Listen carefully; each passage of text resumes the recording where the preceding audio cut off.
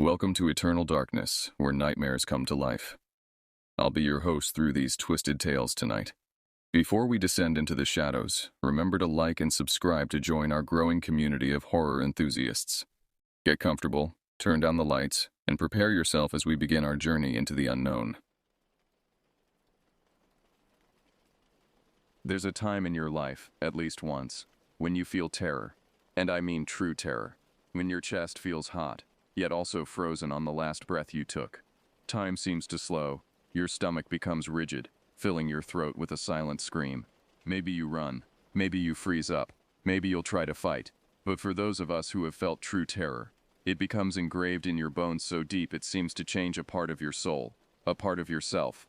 That being said, I want to tell you about November 20th of 2000. I grew up in a very Baptist Christian household, and at this time in my life I was very young and susceptible to influence.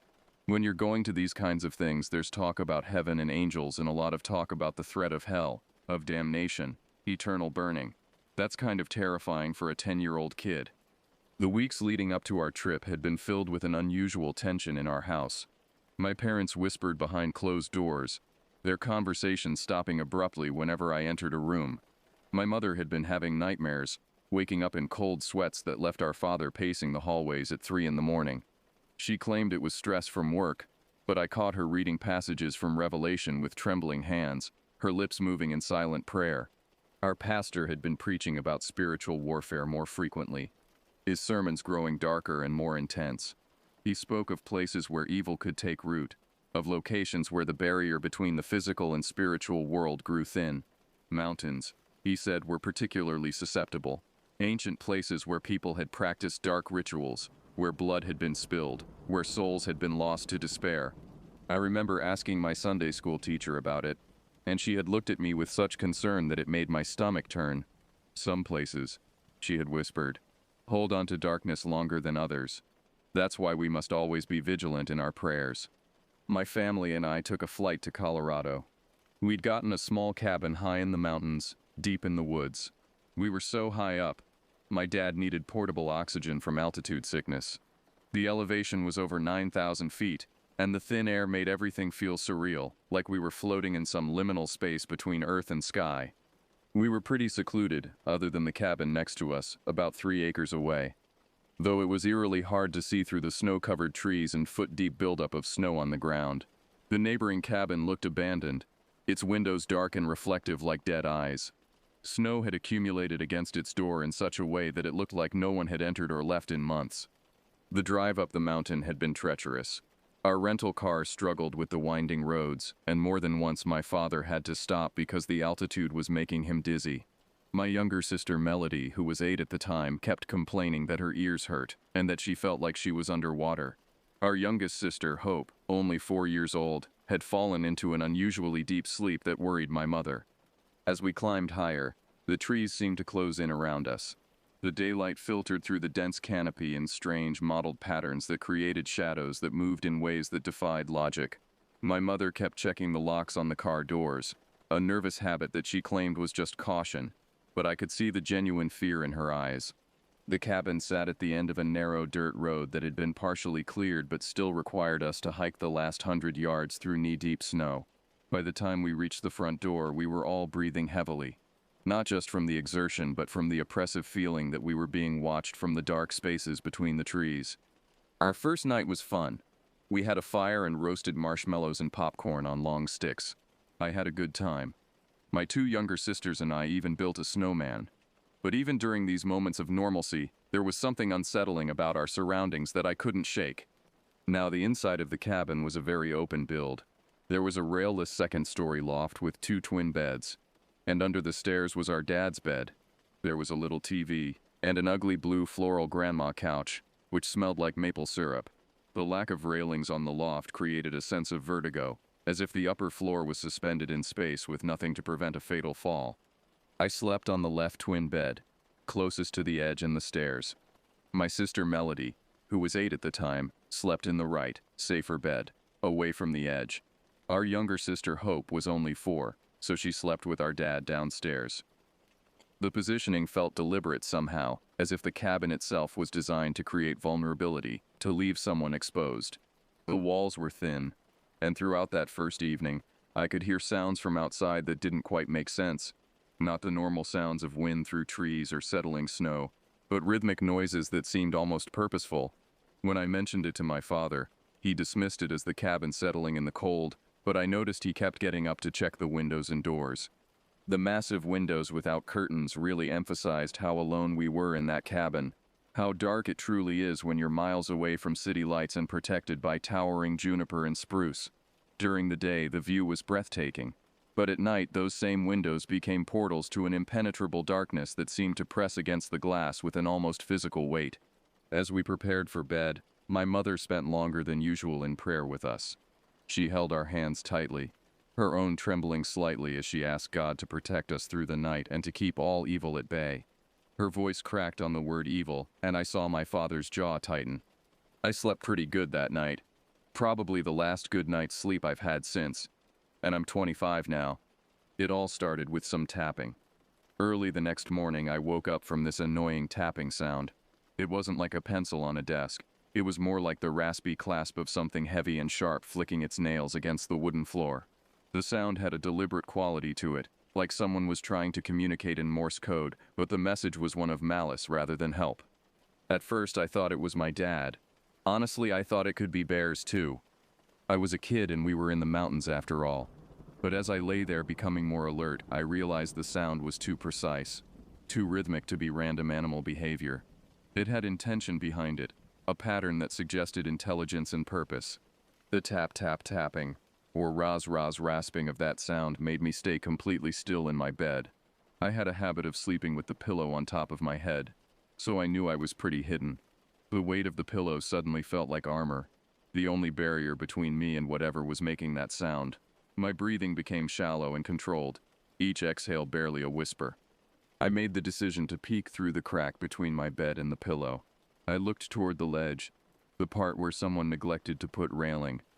I could see the straight drop-off to the living area and tiny kitchen. The absence of that safety barrier now seemed less like an oversight and more like a deliberate vulnerability, as if the cabin had been designed to facilitate something terrible. But there was something there, like a dark silhouette just on the overhang. It looked maybe like a blurred hand, just a few fingers, black in the darkness, gripping the ledge of the loft, tapping an extra jointed finger. The joints bent in ways that human joints shouldn't bend, creating angles that hurt to look at. Each finger seemed longer than it should be, ending in what appeared to be pointed tips that caught what little light filtered through the windows. The tapping continued with mechanical precision. Tap, tap, tap. Each sound reverberated through the wooden structure of the cabin, creating a rhythm that seemed to sync with my heartbeat until I couldn't tell where the sound ended and my pulse began. I froze. Nausea and chill froze my body. I held my breath. No, I thought to myself, there's no way I was seeing that. I slowly closed my eyes and I faced away. It was going to be daylight soon. I usually woke up around 6 a.m., so there's no way I had to wait all night for Daddy to get up and sing loudly to us. Good morning, girls. Demons can't be real. Monsters can't be real. That's what I told myself. I mean, I was a God-fearing Christian. We sang hymns in the car every time we drove. We went to private Bible school, vacation Bible school. There's no way God would ever let that happen to me, one of his children, right? But even as I repeated these reassurances, a darker voice in my mind whispered that perhaps God allowed such things to test faith, to separate the wheat from the chaff. Again, I told myself this over and over, reciting Bible verses in fear, whispering words so silently they came out between breaths. Yea, though I walk through the valley of the shadow of death, I will fear no evil, for thou art with me. But the words felt hollow in that moment, as if they were bouncing off the darkness instead of penetrating it. Prayers and verses I thought would make it go away.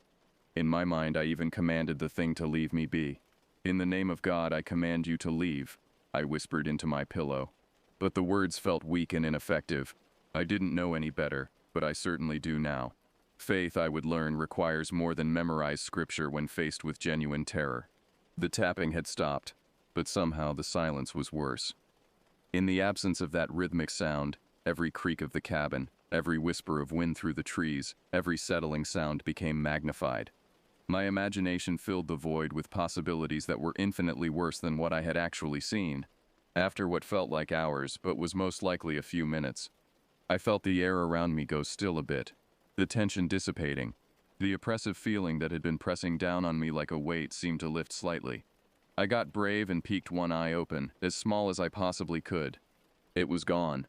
That weird hand or whatever it was gone now. It had gone silently, and I hadn't even noticed. The ledge was empty, just the familiar sight of the living room below, bathed in the pale pre-dawn light filtering through those massive windows.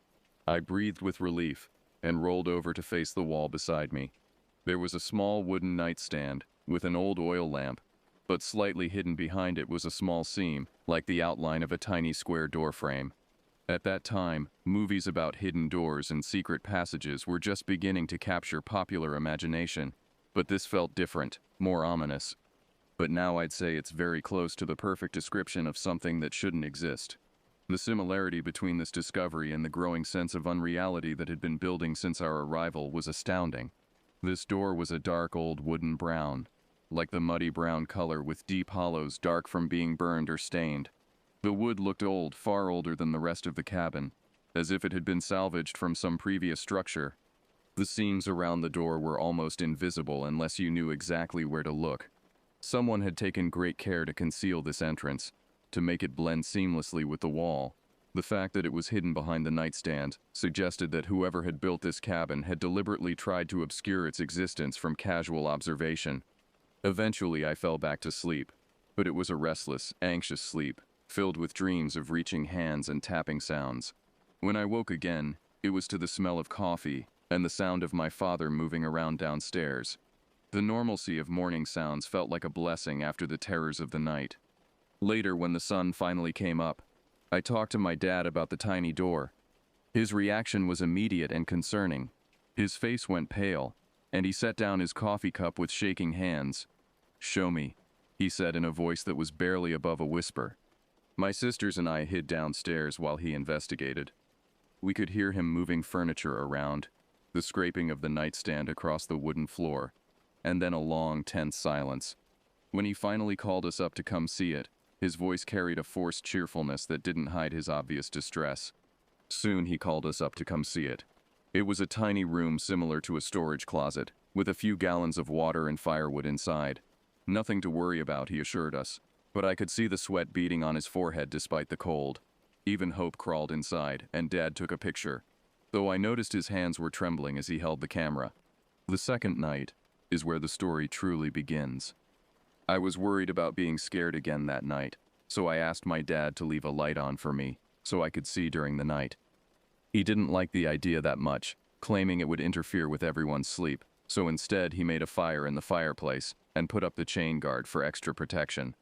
Then we went off to bed, but the atmosphere in the cabin felt different from the night before. There was a tension that seemed to emanate from the walls themselves, a sense of anticipation that made the air feel thick and oppressive. My mother spent even longer in prayer that night, her voice carrying a desperate edge that frightened me more than any monster could. The fire burned well for several hours. To be honest, I spent more time watching the shadow of the flames dance up the high triangular ceiling than I did sleeping. The shadows created by the firelight seemed to move independently of the flames, forming shapes that looked almost human before dissolving back into formless darkness. I wonder now if I'd actually slept. Would I have gone through any of this? Perhaps consciousness was a prerequisite for what was about to unfold, or perhaps sleep would have made me more vulnerable rather than less. Soon those flames dwindled down from sparks and embers to a mere orange hue. The dying fire cast an increasingly weak light, and the shadows began to reclaim the corners of the cabin. I turned away from the mesmerizing dance of diminishing flames, now facing that ominous tiny door that had been revealed earlier in the day. As soon as I did, I was startled by a tap, that same repetitive sound drilling into my skull once again. But it wasn't coming from behind me this time. It was coming from in front of me, from behind that door. The sound was muffled by the wood, but unmistakably the same deliberate measured tapping that had woken me the night before. I thought it was a trick. I thought it was just me imagining something. A small branch shaking just the right part of the roof so that the door resonated with the vibration. There was no way something could be behind that door. We had checked it. My father had inspected every inch of that tiny storage space. There was nowhere for anything to hide. But the rational explanations felt hollow even as I tried to convince myself of their validity. The tapping was too regular, too purposeful to be random environmental noise. It had the rhythm of communication, of something trying to get my attention, or worse, trying to get out. Then there was silence that stretched on for what felt like an eternity. I peered through my cocoon of pillows and blankets, exposing my eyes just enough to see. I felt I had to see it, to see if it was something or someone. I don't really know what I was thinking. Perhaps some part of me needed to confirm that what I was experiencing was real, that I wasn't losing my mind to altitude sickness or religious hysteria. As I opened my eyes, sharp elongated fingers pulled back between the seams of the door and frame. It somehow seemed to compress and slide through the tiny crack like liquid shadow given form. The impossibility of what I was seeing conflicted with my need to believe in a rational world, creating a cognitive dissonance that made me feel dizzy and nauseous. Suddenly the door started to shake and a loud scratching sound ground across the other side of the door. It was so loud, even my sister stirred a bit in bed. I could hear her shifting in her sleep, murmuring something incoherent. The sound behind the door masked her movements, but I felt in my soul that there was some movement, some presence behind me now. The scratching intensified, as if something with claws was trying to dig its way through the wooden door. Each scrape sent vibrations through the cabin floor that I could feel in my bones. The desperation behind the sound was unmistakable.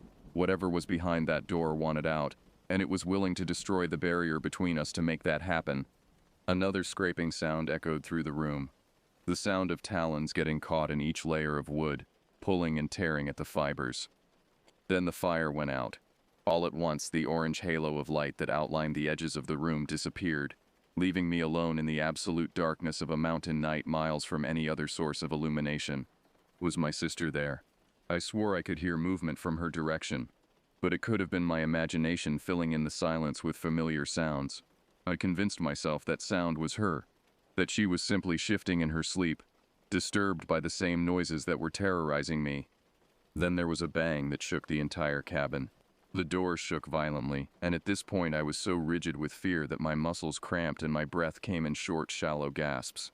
I was probably breathing in and out 30 times a minute, hyperventilating from terror, though I tried not to breathe at all.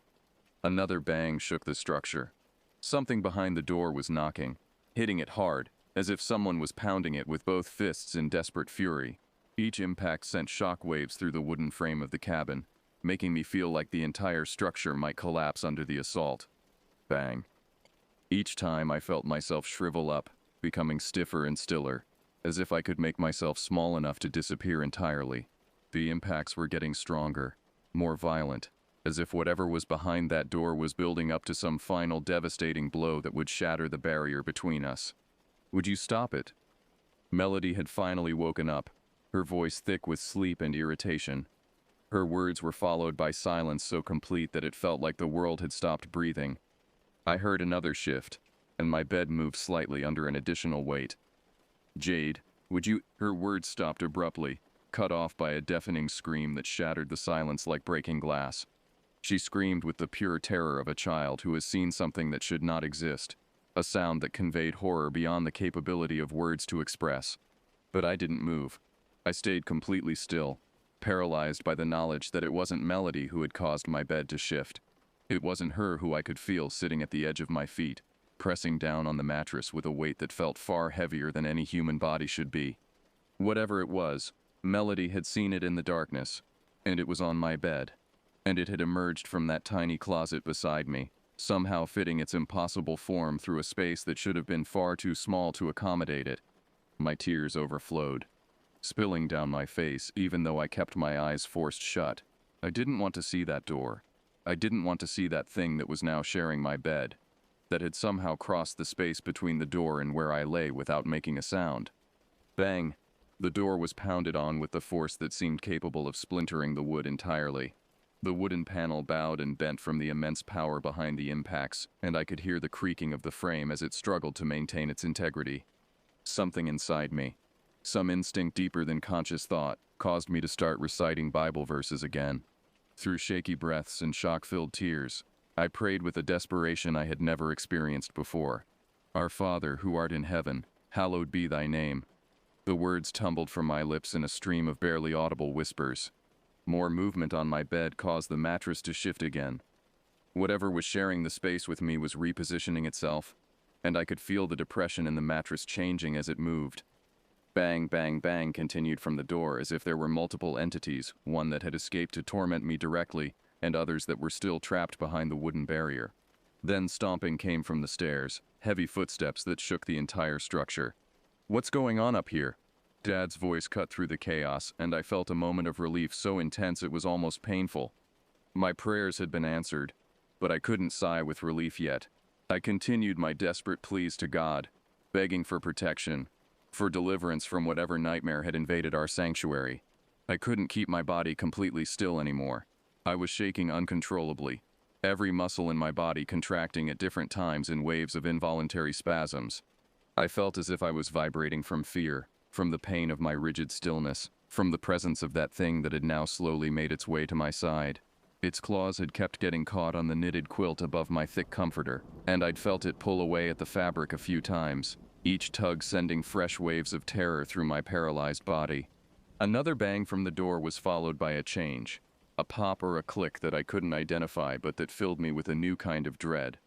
The quality of the sound was different, final somehow, as if some last barrier had been breached. I looked, and immediately wished I hadn't. Two deep, sunken-in eyes stared back at me, hollow and black, surrounded by what could have been a face but was too pale, almost white, like flesh that had never seen sunlight or had been drained of all blood. A face that seemed to have no life flowing through it, no warmth or humanity, just a terrible intelligence that regarded me with what might have been curiosity or hunger. In that moment, I believed with absolute certainty that I was looking into the face of something demonic, something that had crawled up from the deepest pits of hell to torment me. The mouth was overgrown, or maybe cut to make it curve all the way up to the high cheekbones beside its eyes, creating a smile that was far too wide for any human face. I knew it had teeth because I could see the gleam of them in that impossible smile, and I knew they were sharp, designed for tearing rather than chewing. Whatever it was, the thing smelled of decay and something worse. Something that made my stomach turn and my gorge rise. It was thin to the point of being skeletal, and behind its head, I could see some sort of black, tattered clothing that looked like it had been decaying for decades. But those eyes were the worst part. They were like craters on the surface of the moon, with dark spiraling layers in the center that seemed to draw my gaze deeper and deeper.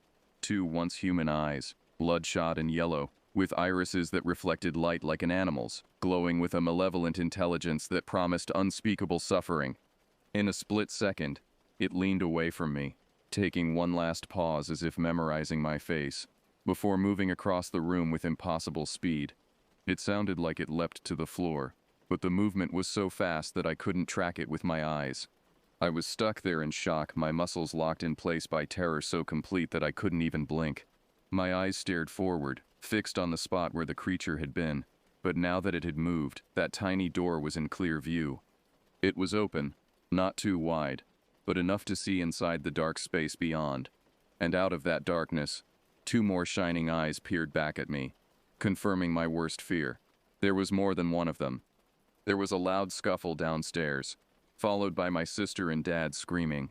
I could hear furniture being overturned, the sound of something heavy hitting the floor, and then the crash of the front door being torn from its hinges.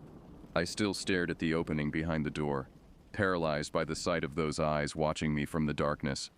My dad grunted and yelled from below, and I could hear a thud that shook the entire cabin, followed by the front door crashing outward into the snow.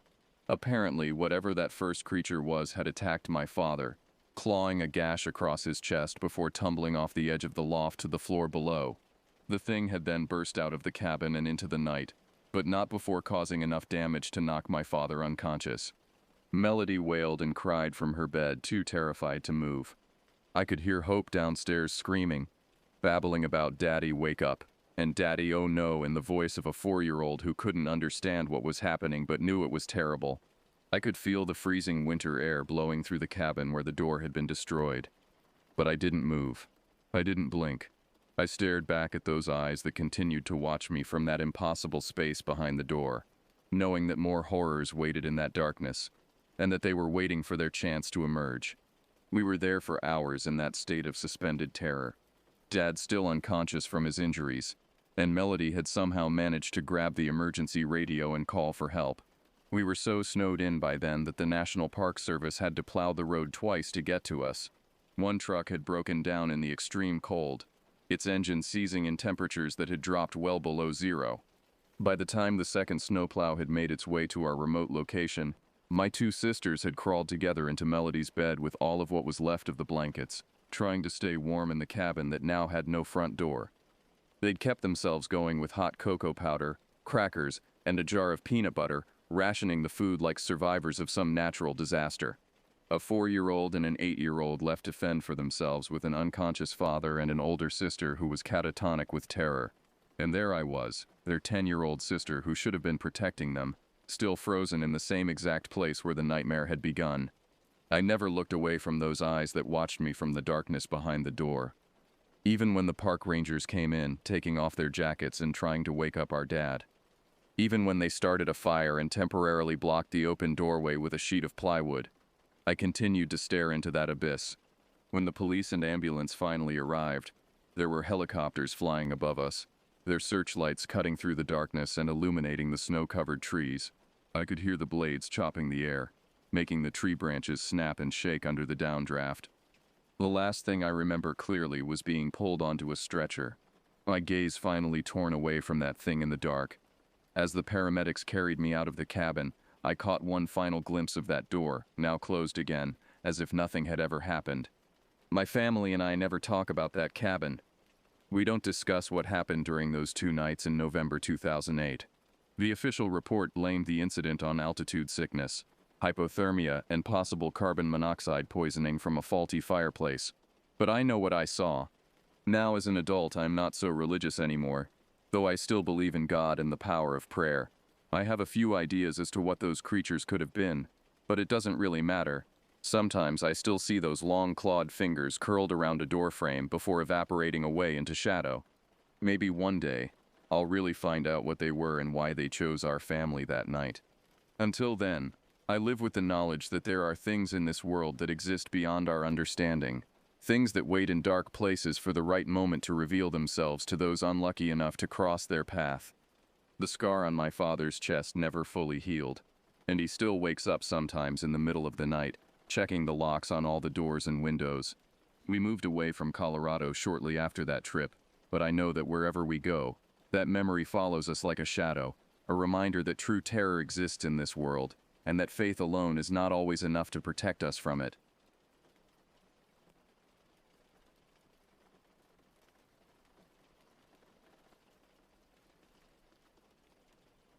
The hunting cabin sat exactly where I remembered it, crouched against the mountainside like a wounded animal seeking shelter. I hadn't seen this place in 15 years, not since I was 12 and spent that horrifying summer with my grandfather Luther. The memories came flooding back as I cut the engine of my pickup truck. The smell of pine needles and rotting wood, the oppressive silence that seemed to swallow sound itself, and most vividly, the night terrors that had plagued me for months after leaving this cursed place. Luther had passed away 18 months ago, leaving me his only heir at 27 years old. The lawyers had been surprisingly eager to transfer the deed, almost relieved to be rid of the paperwork. When I asked about the circumstances of his death, they exchanged uncomfortable glances before muttering something about exposure and found 3 days later. The coroner's report was sealed, they said, family privacy and all that. Now, standing before the weathered cabin with my duffel bag slung over my shoulder, I wondered if moving here had been the right decision. My divorce from Amanda had left me with few options. Either return to this isolated nightmare, or move back in with my parents in the city. At least here I could lick my wounds in private, away from pitying looks and whispered conversations about my failed marriage. The cabin looked smaller than I remembered, its logs darkened with age and neglect. Vines had crept up the eastern wall, and several shutters hung at odd angles like broken limbs. The porch sagged under the weight of accumulated debris, fallen branches, rotted leaves, and what looked like the remains of small animals that had crawled there to die. I noticed deep scratches in the wood around the door frame, too deliberate to be random damage from weather or falling debris. As I fumbled with the rusty key, a sound drifted from the surrounding forest. Not quite a howl, not quite human screaming, but something that made my hands shake so violently. I dropped the keys twice before managing to unlock the door. The interior of the cabin was a tomb of dust and stale air. Furniture sat beneath white sheets like ghosts waiting to be awakened, and every step I took sent up clouds of particles that danced in the fading afternoon light. The electricity still worked, thankfully, though the bulbs cast a sickly yellow glow that made everything look jaundiced and diseased. I spent the first few hours cleaning, trying to keep my mind occupied and away from the memories that threatened to surface. But as night fell and the forest outside grew dark, I couldn't help but remember that summer when I was 12. Luther had been different then, not the gentle grandfather who visited us in town, but something harder, more desperate. He'd spoken in whispers about keeping watch and maintaining the boundary, words that meant nothing to my young mind but had filled me with inexplicable dread. There had been sounds in the night, scratching at the walls, footsteps on the roof, and that awful laughter that seemed to come from everywhere and nowhere at once. Luther had dismissed my fears, telling me it was just wildlife, but I'd seen the way he clutched his hunting rifle even during daylight hours, and I'd noticed how he never let me go outside alone after sunset. The worst memory was of the morning I'd found him sitting on the porch at dawn, staring into the tree line with tears streaming down his weathered face. When I'd asked what was wrong, he'd turned to me with eyes that looked far older than his 70-some years and whispered, "I'm sorry, boy. I'm so damn sorry for what you're gonna have to carry."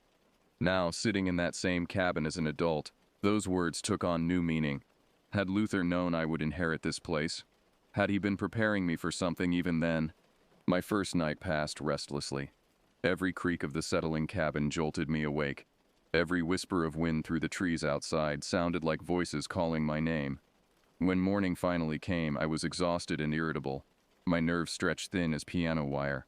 It was while making coffee that I noticed the scratches on the kitchen window, fresh gouges in the glass that definitely hadn't been there the night before. They formed a pattern that looked almost like letters, though I couldn't make out what they might spell. My rational mind suggested it was probably just ice damage from the winter, but something about the deliberate spacing made my stomach churn. I spent the morning exploring the property, reacquainting myself with the 30 acres of dense woodland that now belonged to me. The forest felt wrong somehow. Too quiet, too still.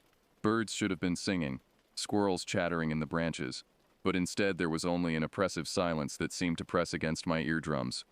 It was near the old oak tree, where Luther used to sit and smoke his pipe, that I found the first pile of bones. They were small, rabbit or squirrel, most likely, but they'd been arranged in a careful circle, picked completely clean. The arrangement was too precise to be the work of scavengers, too deliberate to be natural. Someone or something had placed them there intentionally. As I bent down to examine them more closely, I heard footsteps behind me. I spun around, expecting to see a hiker or perhaps a neighbor I hadn't met yet, but the forest was empty. The footsteps continued for several more seconds before fading into silence, leaving me alone with my racing heart and the growing certainty that I was being watched.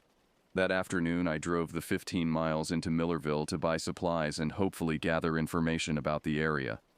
The town was smaller than I remembered, just a handful of buildings clustered around a main street that looked like it hadn't changed since the 1970s. The general store smelled of mothballs and old wood, and the elderly clerk watched me with undisguised suspicion as I gathered my purchases. When I mentioned that I was Luther's grandson, the man's expression shifted from suspicion to something approaching pity. "You're the one inherited the old place," he said. Not a question, but a statement. "Mighty sorry for your loss." Luther was... Well, he was a good man who carried a heavy burden. I pressed him for details, but he became evasive, muttering about old troubles and some things best left buried.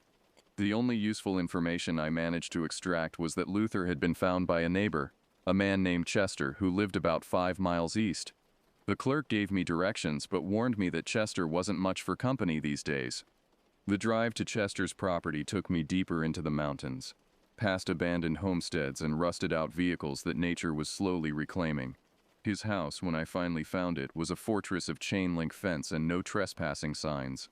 Security cameras mounted on tall poles tracked my movement as I approached the gate. Chester himself emerged before I could announce my presence, a gaunt man in his 60s with wild gray hair and eyes that darted constantly to the tree line. When I introduced myself as Luther's grandson, his face went white as fresh snow. "You shouldn't have come back," he said, his voice barely above a whisper. Luther kept it contained for 60 years, but now, God help us all, it's gonna be hungry. Before I could ask what he meant, Chester retreated into his house and slammed the door. I heard multiple locks engaging, and the curtains in every window snapped shut. No amount of knocking or calling could draw him out again. The drive back to the cabin felt longer than it should have, shadows seeming to reach for my truck from the dense forest on either side of the narrow road. By the time I arrived, the sun was setting, painting the sky a sickly orange that reminded me uncomfortably of dried blood. I'd purchased a motion-activated security camera in town, and I spent the remaining daylight installing it to cover the front yard. If something was prowling around my property, I was determined to catch it on film. I also loaded Luther's old shotgun, which I'd found in the bedroom closet, along with a box of shells and a leather journal I hadn't had the courage to open yet. Dinner was a somber affair. Canned soup heated on the ancient gas stove while shadows lengthened outside the windows. Every few minutes I found myself glancing toward the glass, expecting to see a face peering back at me from the darkness. The isolation was already getting to me, I realized. Maybe I should consider moving back to the city after all. It was just past midnight when the scratching started. At first I thought it might be a raccoon or possum investigating the garbage cans.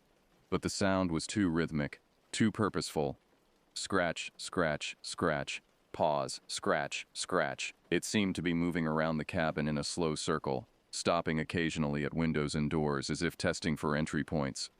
I grabbed the shotgun and a flashlight, my hands trembling as I approached the front door. The scratching had stopped, replaced by a silence so complete it felt unnatural. Even with my ear pressed to the door, I couldn't hear so much as an insect buzzing. When I finally worked up the courage to look outside, the motion-activated camera was spinning wildly, as if trying to track something moving too fast for its motors to follow.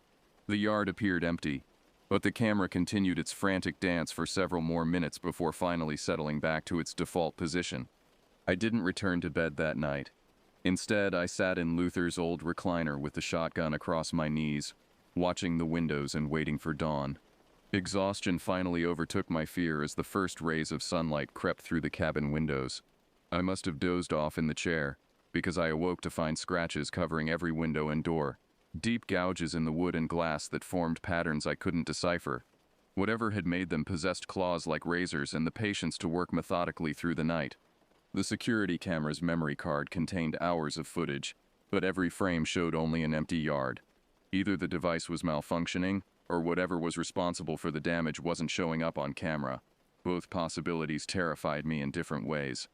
It was while cleaning up broken glass from one of the scratched windows that I finally decided to read Luther's journal. The leather cover was worn smooth by decades of handling, and the pages were filled with cramped handwriting that became increasingly erratic as the entries progressed. The early entries, dating back nearly 60 years, described what Luther called the Accord, an agreement made with something he referred to only as the Hungry One, in exchange for regular offerings of fresh meat and blood. This entity would remain in the deep woods and not venture near human settlements. Luther had inherited this responsibility from his own grandfather, who had inherited it from his grandfather before him. The offerings had to be made every new moon, left at specific locations throughout the forest. Miss a single payment, Luther wrote, and the Hungry One would come collecting what it was owed, with interest. The entries described several instances when neighboring families had disappeared entirely, their homes found empty except for scratches on the walls and the lingering smell of something that wasn't quite animal and wasn't quite human. As I read deeper, Luther's handwriting became increasingly desperate. The final entries, made just weeks before his death, spoke of failing health and the impossibility of continuing his duties. "I can't make the next offering," one entry read. "God forgive me, but I'm too weak to drag myself to the sacred grove. The boy will have to carry the burden now. May he forgive an old man's selfishness." The implications of Luther's journal hit me like a physical blow. According to his records, the last offering had been made over 18 months ago, right before his death. If his writings were true, and the evidence of my own eyes suggested they were, then something in these woods had been waiting patiently for payment, something that was now growing tired of waiting. The journal included detailed maps of the offering sites, each marked with symbols that made my eyes water if I stared at them too long. The closest site was the old oak tree where I'd found the circle of bones, apparently a minor location used for small offerings. The main site where the largest payments were made lay deeper in the forest at a place Luther called the feeding ground. I spent the day preparing, gathering supplies and trying to summon the courage for what I was planning to do. Luther's journal was very specific about the requirements: fresh meat, preferably from something that had died violently, arranged in patterns that supposedly had meaning to the entity that received them. The idea of participating in what amounted to a pagan ritual made my skin crawl, but the alternative, facing the full wrath of whatever Luther had been appeasing, seemed far worse. As evening approached, I loaded a backpack with the required materials and set out for the feeding ground. The forest seemed to close in around me as I walked, branches catching at my clothes and roots seeming to shift beneath my feet. The silence was so complete that my own breathing sounded thunderous in my ears. The feeding ground, when I finally found it, was a circular clearing perhaps 30 feet across. The trees around its perimeter were ancient and massive, their trunks scarred with what looked like claw marks that extended far higher than any earthly creature could reach. In the center of the clearing stood a flat stone altar, stained dark with decades of offerings. I arranged the meat according to Luther's detailed instructions, my hands shaking so badly I could barely complete the task.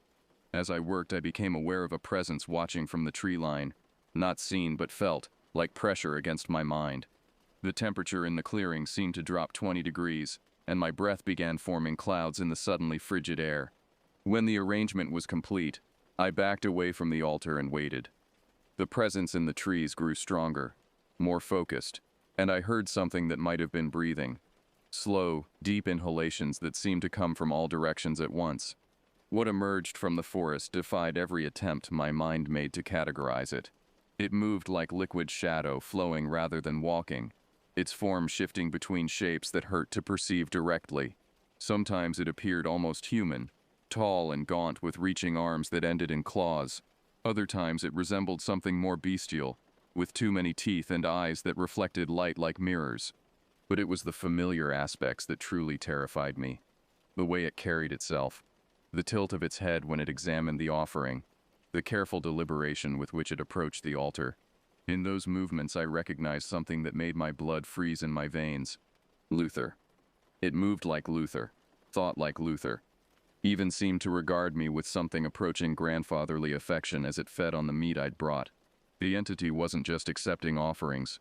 It was collecting pieces of those who made them, absorbing their essence bit by bit over decades of contact. When it finished feeding, it turned to face me directly, and for just a moment its shifting features stabilized into a face I recognized.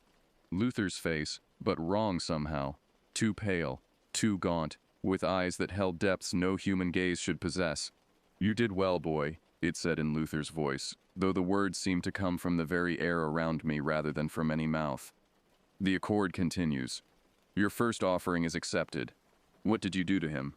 I managed to whisper, though I already knew the answer. The thing that wore Luther's face smiled with too many teeth. "I gave him purpose, meaning, a way to protect those he loved, as I'll give you, in time. The mountain must be fed, and feeders must be chosen. This is the way it has always been." I backed away slowly, not daring to run while those terrible eyes were fixed on me. "I won't become like you," I said, though my voice lacked conviction. "You already have," it replied, and I could hear the truth in those words. "Every offering binds you closer. Every month you fail to feed me, you'll feel the hunger yourself. Eventually you'll understand that we are one and the same, guardian and predator, keeper and kept." The entity began to fade back into the shadows, but its voice lingered in the clearing. "The next feeding is in 28 days. Do not disappoint me, grandson." I ran then, crashing through the forest with no regard for silence or safety. Luther's journal clutched against my chest like a shield. Behind me, I could hear laughter that might have been wind through the trees, or might have been something far worse. Now I sit in the cabin, writing this account with shaking hands while dawn breaks over the mountain. The scratches on the windows have stopped, and an unnatural calm has settled over the forest. For now, the entity is satisfied. But I can already feel it. A gnawing emptiness in my stomach that has nothing to do with hunger for food. Luther's journal contains detailed records of how the feelings progress. First the physical symptoms, then the dreams, then the gradual erosion of everything that makes a person human. I understand now why he stayed, why his father stayed, and his grandfather before him. The mountain demands its due, and someone must pay the price. The alternative, Letting that thing loose on the world beyond these trees is unthinkable. In 28 days I'll return to the feeding ground, and in time, perhaps decades from now, some other poor soul will inherit this burden from me. God help them, for I certainly cannot help myself. The mountain must be fed, and I am its willing servant now, whether I want to be or not.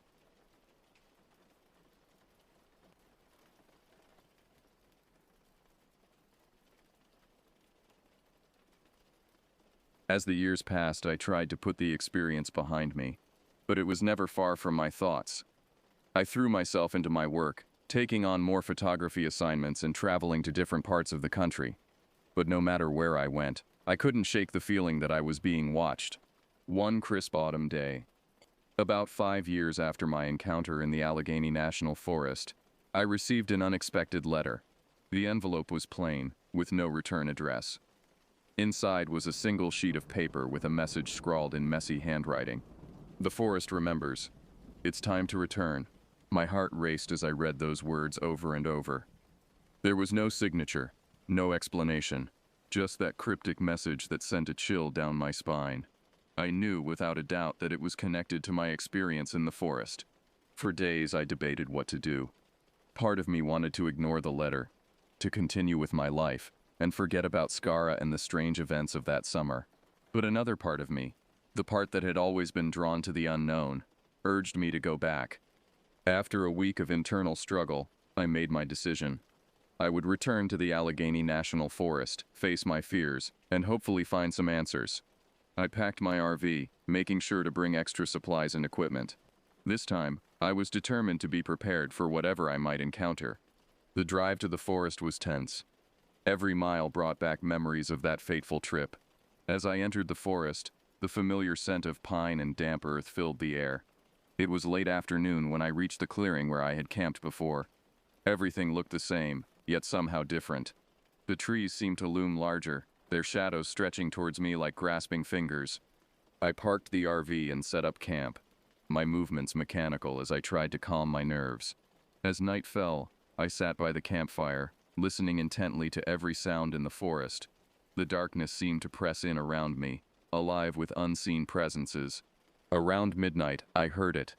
The same heavy footsteps I had heard years ago, circling the RV. My heart pounded in my chest as I grabbed my flashlight and stepped outside. The beam of light cut through the darkness, revealing nothing but trees and shadows. "I'm here," I called out, my voice shaking slightly. "I got your message. What do you want?" Silence answered me. Then, a rustling in the underbrush. I swung my flashlight towards the sound and caught a glimpse of something moving. Not an animal, but not quite human either.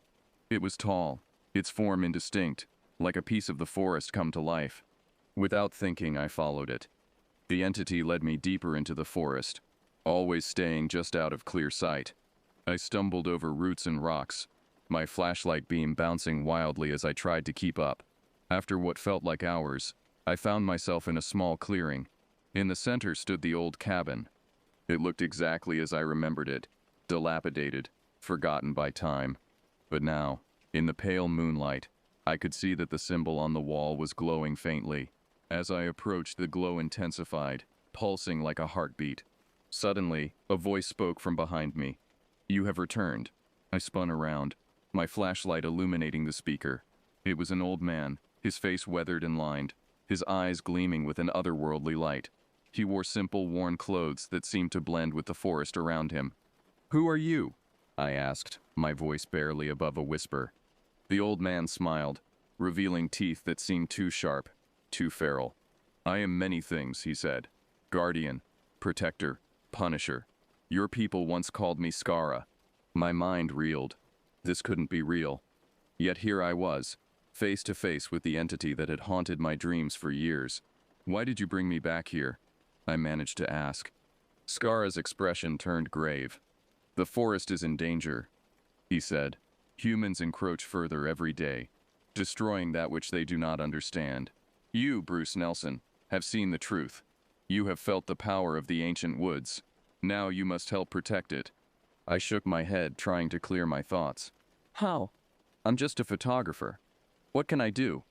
Skara approached me, his movement fluid and silent. He reached out and touched my forehead with a gnarled finger. Instantly, my mind was flooded with images. Clear-cut forests, polluted streams, dying animals. I saw the beauty of the untouched wilderness and the destruction wrought by human hands. When the visions faded, I found myself on my knees, gasping for breath. Skara stood over me, his eyes filled with a mixture of sorrow and determination. "You have a gift," he said. "Your camera can capture the truth of this place. Show the world what is at stake. Make them see the beauty and the danger." I nodded, understanding dawning on me. This was why I had been drawn back here. This was my purpose. "I'll do it," I said, my voice stronger now. "I'll show them the truth." Skara smiled, a genuine expression that softened his feral features. "Good," he said. "But remember, the forest does not give up its secrets easily. There will be trials, dangers. Are you prepared to face them?" I stood up, meeting Skara's gaze.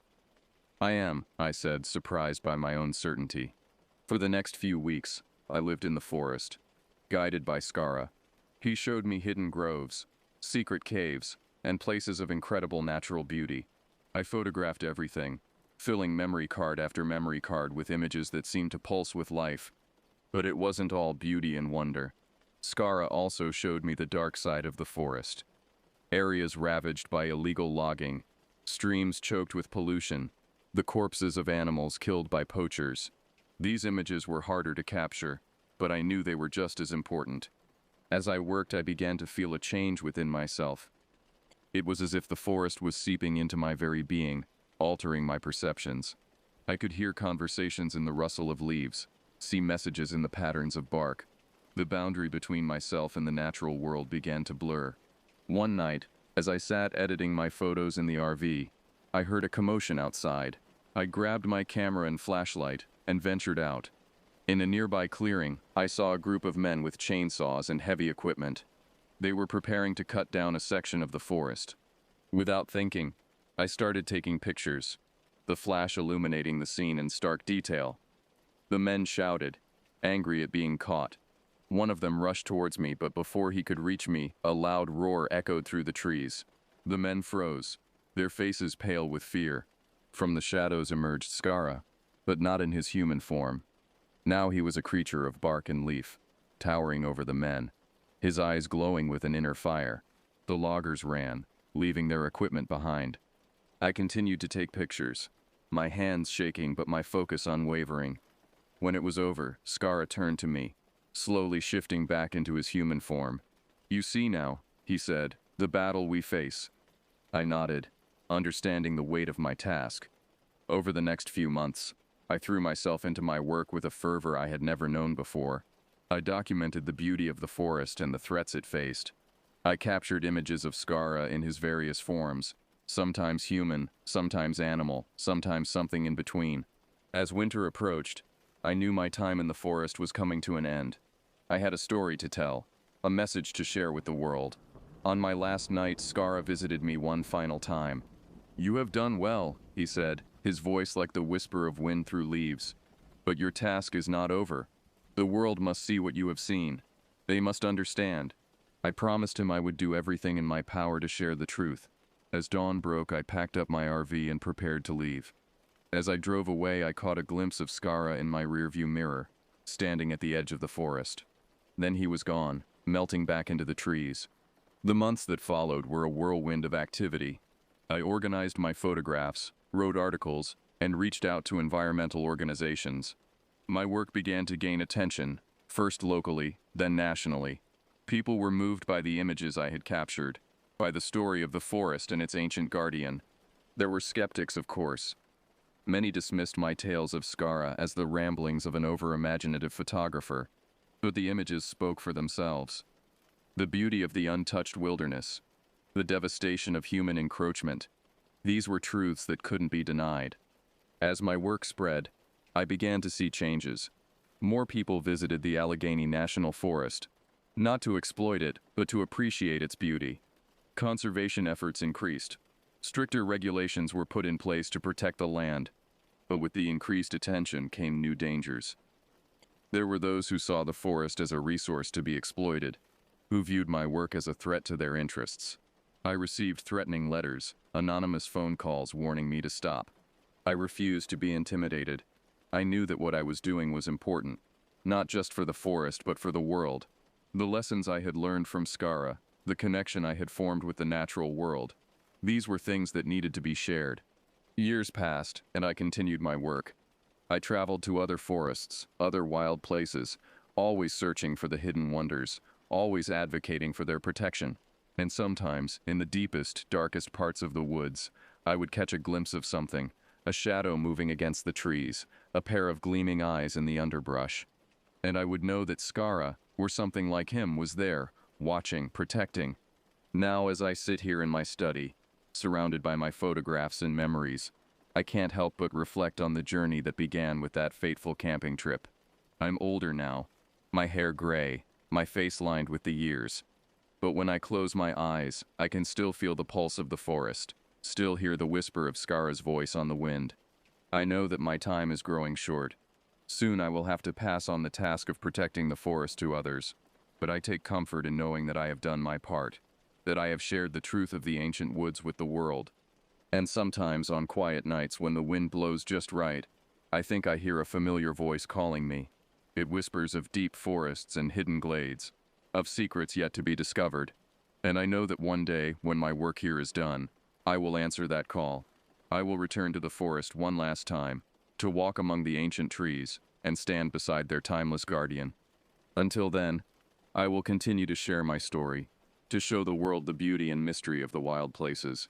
For in protecting them, we protect ourselves. We preserve the ancient wisdom, the deep magic that still lives in the heart of the forest. And who knows, perhaps one day, you too will hear the call of the woods. Perhaps you'll find yourself standing at the edge of a dark forest, feeling the weight of unseen eyes upon you. And if you do, remember my story. Remember that there are still wonders in this world, still mysteries to be uncovered. All you have to do is step into the shadows and listen to the whispers of the trees.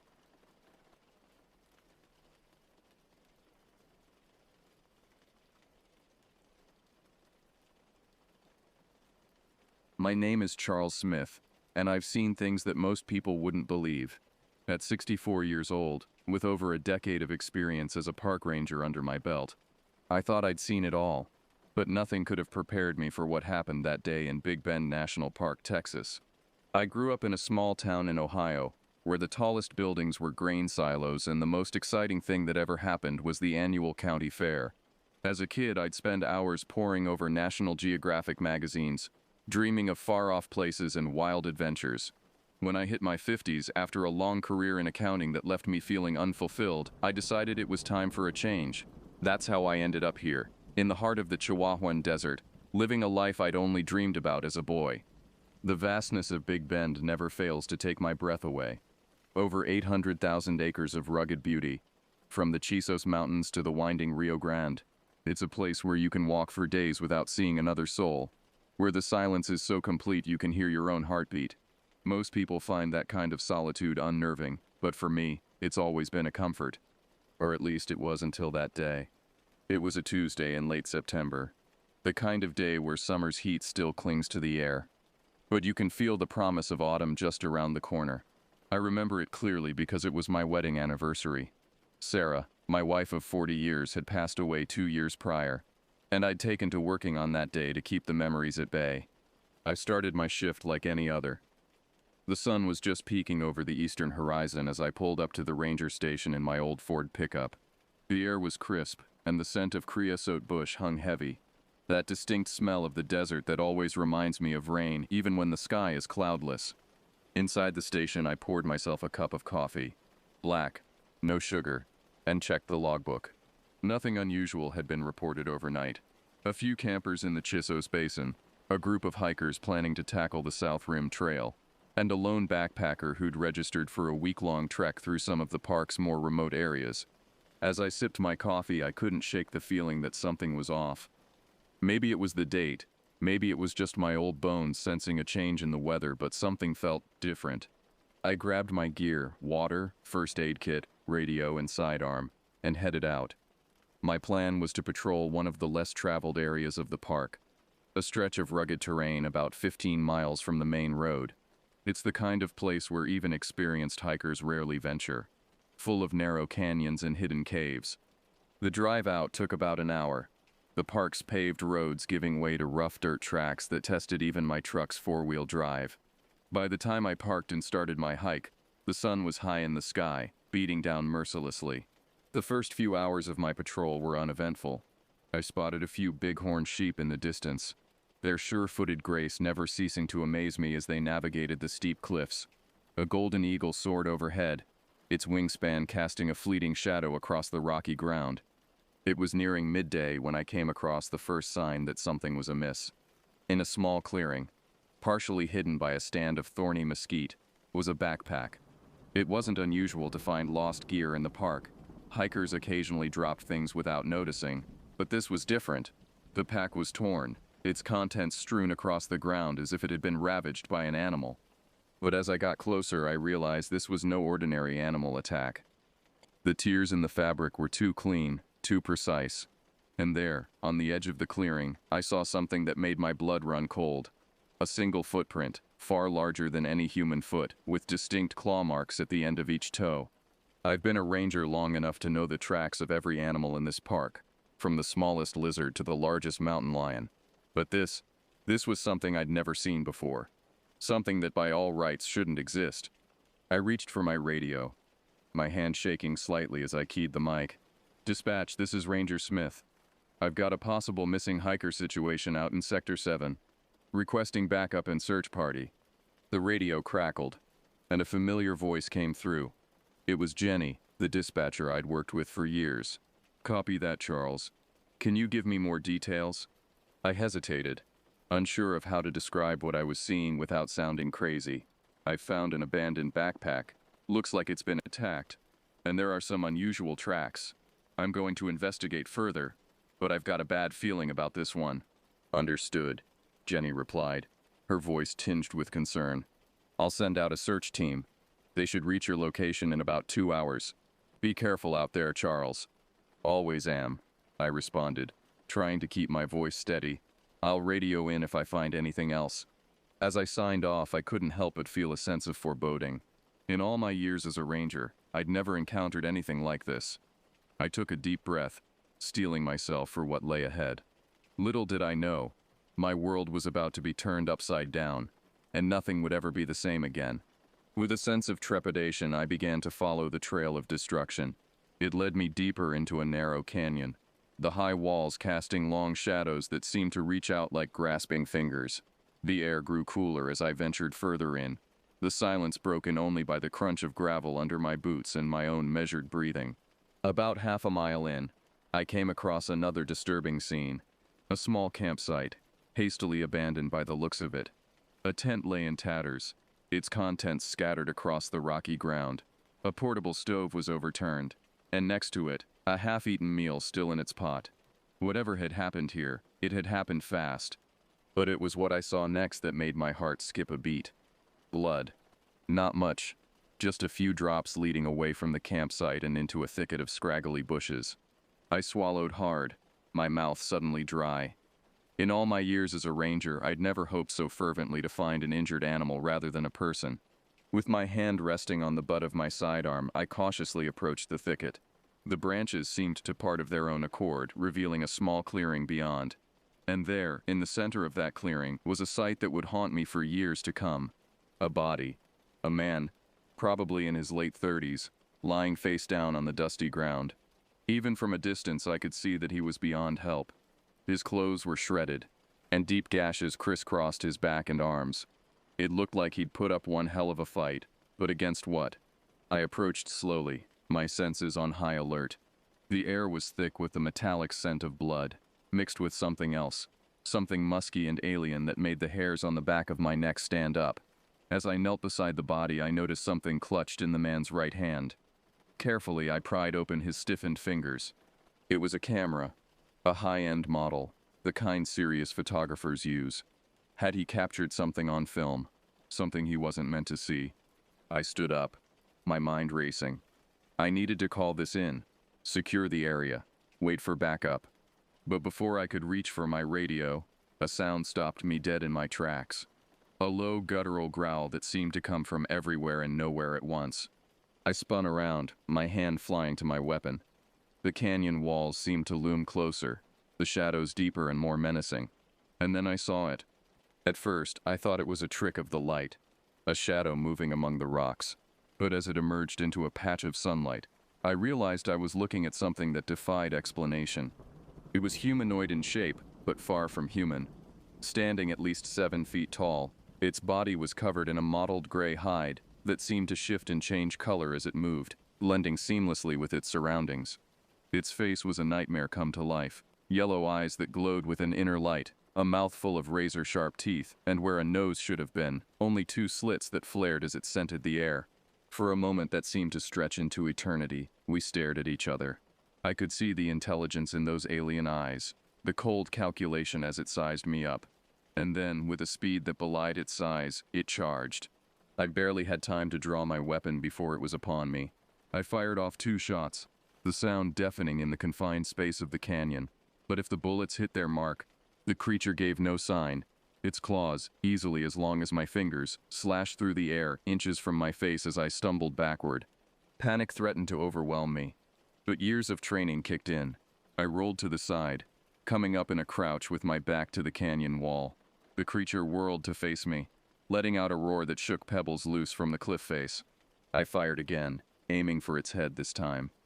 The shot went wide, ricocheting off the rocks with a shower of sparks.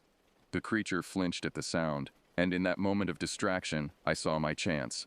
I bolted, running flat out toward the mouth of the canyon. I could hear it behind me, its footsteps oddly silent on the rocky ground. My lungs burned, and my legs felt like lead, but fear drove me onward. As I neared the canyon's entrance, I risked a glance over my shoulder. The creature had stopped at the edge of the shadows, its form seeming to waver and blend with the darkness. Those eerie yellow eyes locked onto mine one last time, and I swear I saw something like amusement in their depths. Then, as suddenly as it had appeared, it was gone, melting back into the shadows as if it had never been. I didn't stop running until I reached my truck, my hands shaking so badly I could barely get the key in the ignition. As I sped back toward the ranger station, my mind struggled to process what I'd seen. It was impossible. It had to be. And yet I knew with bone-deep certainty that it was real. The next few hours passed in a blur. I reported what I'd found. The campsite, the body, the strange tracks, but I left out any mention of the creature. Even in my shocked state, I knew how it would sound. They'd think I was crazy, traumatized, or worse. A search and rescue team was dispatched, along with a couple of sheriff's deputies. They found everything just as I'd described it, minus one crucial detail. The body was gone. In its place was a large blood stain and drag marks leading deeper into the canyon. But despite an extensive search, no trace of the victim or whatever had taken him was found. The official report chalked it up to an animal attack, probably a mountain lion. The missing body was attributed to scavengers. It was a neat, logical explanation that tied everything up in a bow, but I knew the truth, and it was far from neat or logical. In the weeks that followed, I threw myself into research. I pored over old legends of the region, spoke to local tribal elders, and even reached out to cryptozoologists. I found hints and whispers of similar creatures in folklore from around the world, but nothing concrete. My colleagues started to give me odd looks. I knew I was becoming obsessed, but I couldn't let it go. The memory of those yellow eyes haunted my dreams, and I found myself jumping at shadows even in broad daylight. It was about a month after the incident when Jenny, the dispatcher, pulled me aside. "Charles," she said, her voice gentle but firm, "I'm worried about you. Maybe it's time to think about taking some leave. What you saw out there, it's okay to be shaken up." I wanted to tell her everything, to make her understand that what I'd seen was real, but I knew how it would sound. So I nodded, thanked her for her concern, and put in for some time off. But I didn't rest. Instead, I used my leave to dive deeper into my investigation. I camped out in the area where I'd encountered the creature, hoping to catch another glimpse. I set up trail cameras and spent hours reviewing the footage, looking for any sign of something out of the ordinary. Weeks turned into months, and while I found plenty of strange tracks and inexplicable noises, I never saw the creature again. I began to wonder if I was losing my mind. Had it all been some sort of stress-induced hallucination? And then, Just as I was starting to doubt my own memories, it happened again. It was almost a year to the day after my encounter. I was back on full duty, though my colleagues still treated me with kid gloves. I'd been assigned to a routine patrol in a relatively popular area of the park, far from where I'd seen the creature. The day had been uneventful, just the usual mix of lost hikers and minor first aid. As evening approached, I was making one last sweep before heading back to the station. That's when I heard the scream. It came from a nearby campground, a sound of pure terror that cut through the gathering dusk like a knife. I radioed in my position and ran toward the sound, my heart pounding in my chest. The campground was chaos. Tents were overturned, camp chairs scattered like matchsticks. In the center of it all stood a woman, her face pale with shock, pointing toward the tree line. "It took him," she sobbed. "It took my husband." I tried to calm her down, to get a clear story, but all she could say was that something had burst out of the woods, grabbed her husband, and disappeared back into the darkness. Something big, something fast, something that wasn't human. As other rangers arrived on the scene, I slipped away toward the trees. I knew I should wait for backup, knew that charging in alone was foolish, but I also knew that if this was what I thought it was, no one else stood a chance. The forest was eerily quiet as I made my way deeper in, my flashlight beam cutting through the darkness, and then I heard it, that same low growl that had haunted my nightmares for the past year. I swung my light toward the sound, and there it was. The creature stood at the edge of my light's reach, its hide shimmering as it shifted colors to blend with the foliage. In one massive hand it held the limp form of a man, the missing husband, I presumed. Our eyes met, and I saw recognition flare in those alien orbs. It remembered me, and this time, it wasn't running away. I raised my weapon, knowing it was likely futile but unable to stand by and do nothing. The creature tilted its head, almost curiously, and then it spoke. The sound was like gravel being crushed, forming words that were just barely recognizable as English. "You." Persistent, it growled. "Why?" I was so shocked to hear it speak that I nearly dropped my gun. "What? What are you?" I managed to stammer. The creature's mouth twisted into what might have been a smile, revealing rows of dagger-like teeth. "Old," it said. "Older than your kind. We sleep, we wake, we feed." A chill ran down my spine. "We?" I asked, dreading the answer. The creature's eyes seemed to glow brighter. "Many," it said. "Waking now, hungry." Before I could respond, it turned and loped off into the darkness, still carrying its victim. I gave chase, but it was like trying to follow a shadow. Within moments it had vanished, leaving me alone in the dark woods with nothing but questions and a growing sense of dread. That was 3 months ago. Since then, there have been more disappearances, more sightings. The Park Service is trying to keep it quiet, but word is spreading. Tourists are staying away, and those who do come are nervous, jumping at every sound. I've tried to warn people, to make them understand the danger. But who's going to believe the ramblings of an old park ranger? They pat me on the back, tell me to take it easy, assume I'm cracking under the stress. But I know the truth. There's something out there in the vast wilderness of Big Bend. Something old, something hungry, something that sees us as nothing more than prey. And it's not alone. I don't know where these creatures came from, or why they're waking up now. Climate change? Seismic activity? Some cosmic cycle beyond our understanding? Your guess is as good as mine. What I do know is that we're not prepared. Our weapons seem useless against them, and they're smarter than any animal I've ever encountered. They're learning, adapting, and I fear it's only a matter of time before they start venturing beyond the park's borders. So why am I telling you all this? Partly to warn you, I suppose.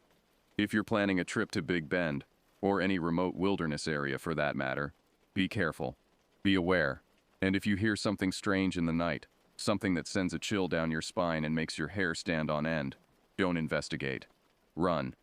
But mostly I'm telling you this because I need someone to know the truth. I'm an old man, and I don't know how much longer I'll be around to keep watch. Someone needs to be prepared for what's coming.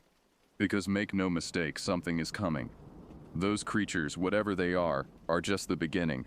They're waking up all over the world, emerging from long slumber into a world that's forgotten they ever existed. As for me, I'm still here, still doing my job. Every day I put on my uniform and head out into the park, knowing that I might not come back. But someone has to stand guard. Someone has to be ready. So if you're ever out in Big Bend and you see an old ranger keeping watch, that'll be me. And if you hear stories about strange sightings or unexplained disappearances, pay attention, because the world is changing, and the things that go bump in the night aren't just stories anymore. They're real, they're here, and they're hungry.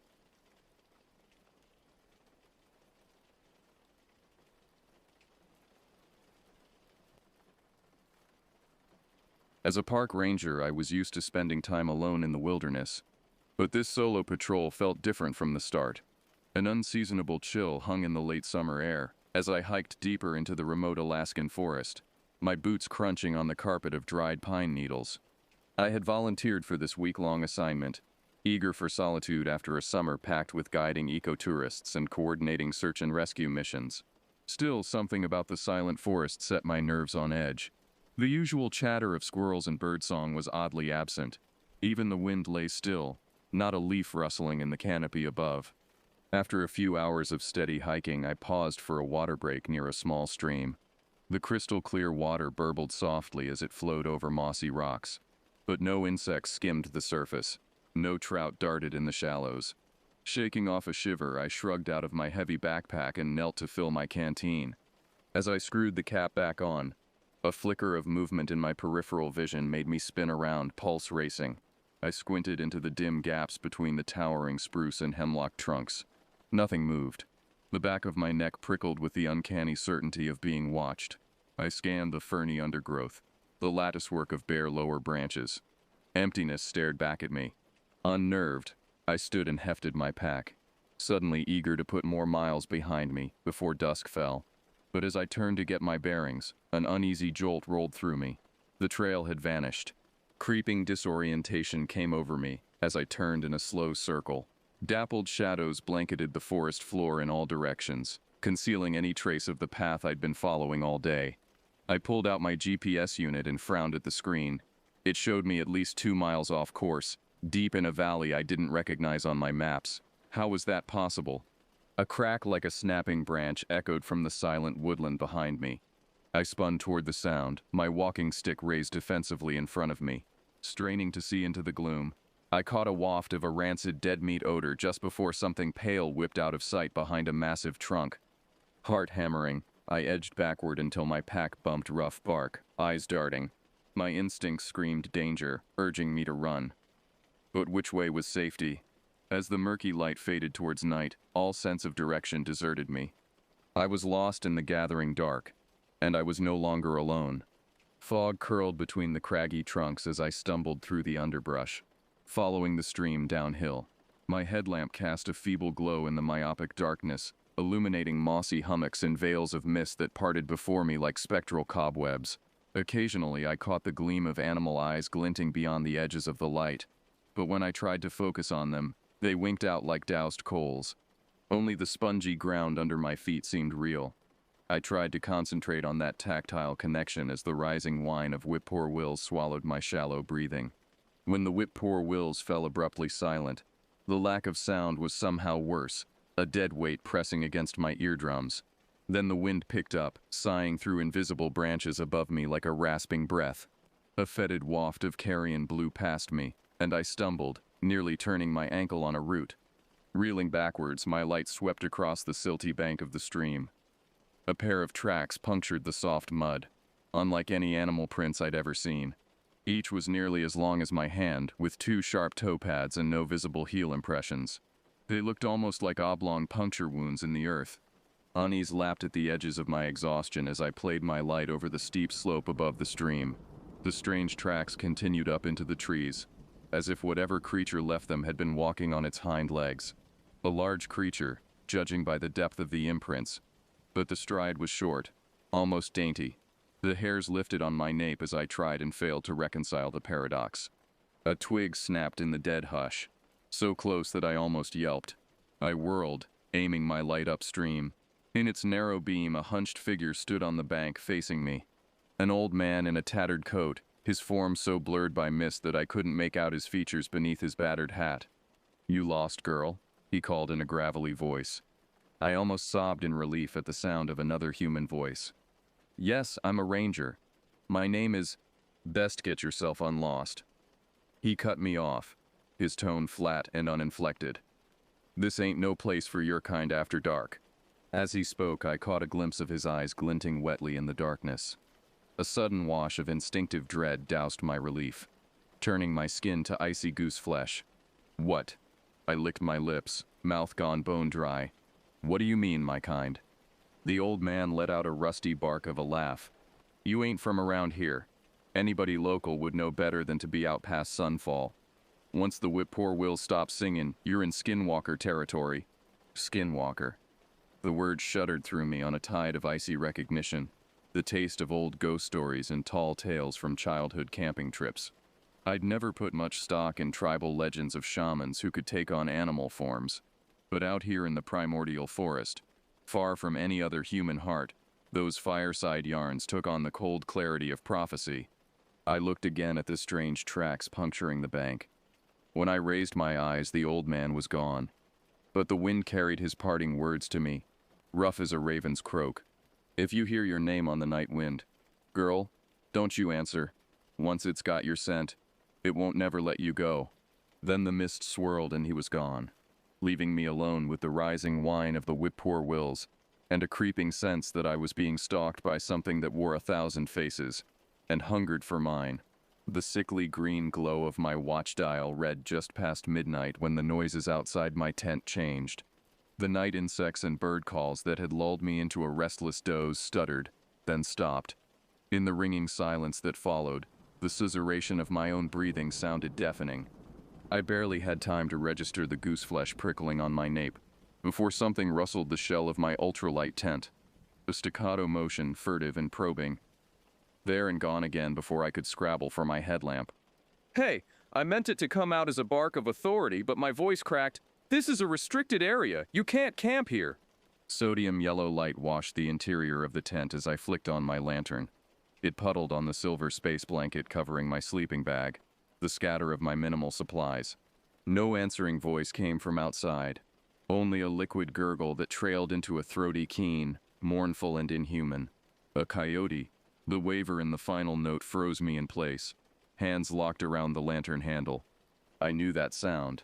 I'd heard it once before, on a nighttime patrol, when I'd stumbled across the matted remains of a hiker ripped apart by scavengers. It was the laughter of coyotes glutted on human flesh, suddenly frantic to have a defensive wall against talons or teeth. I scrabbled in my bag for the bear spray I kept close in grizzly country. My fingers brushed a rectangle of plastic at the bottom of the pack.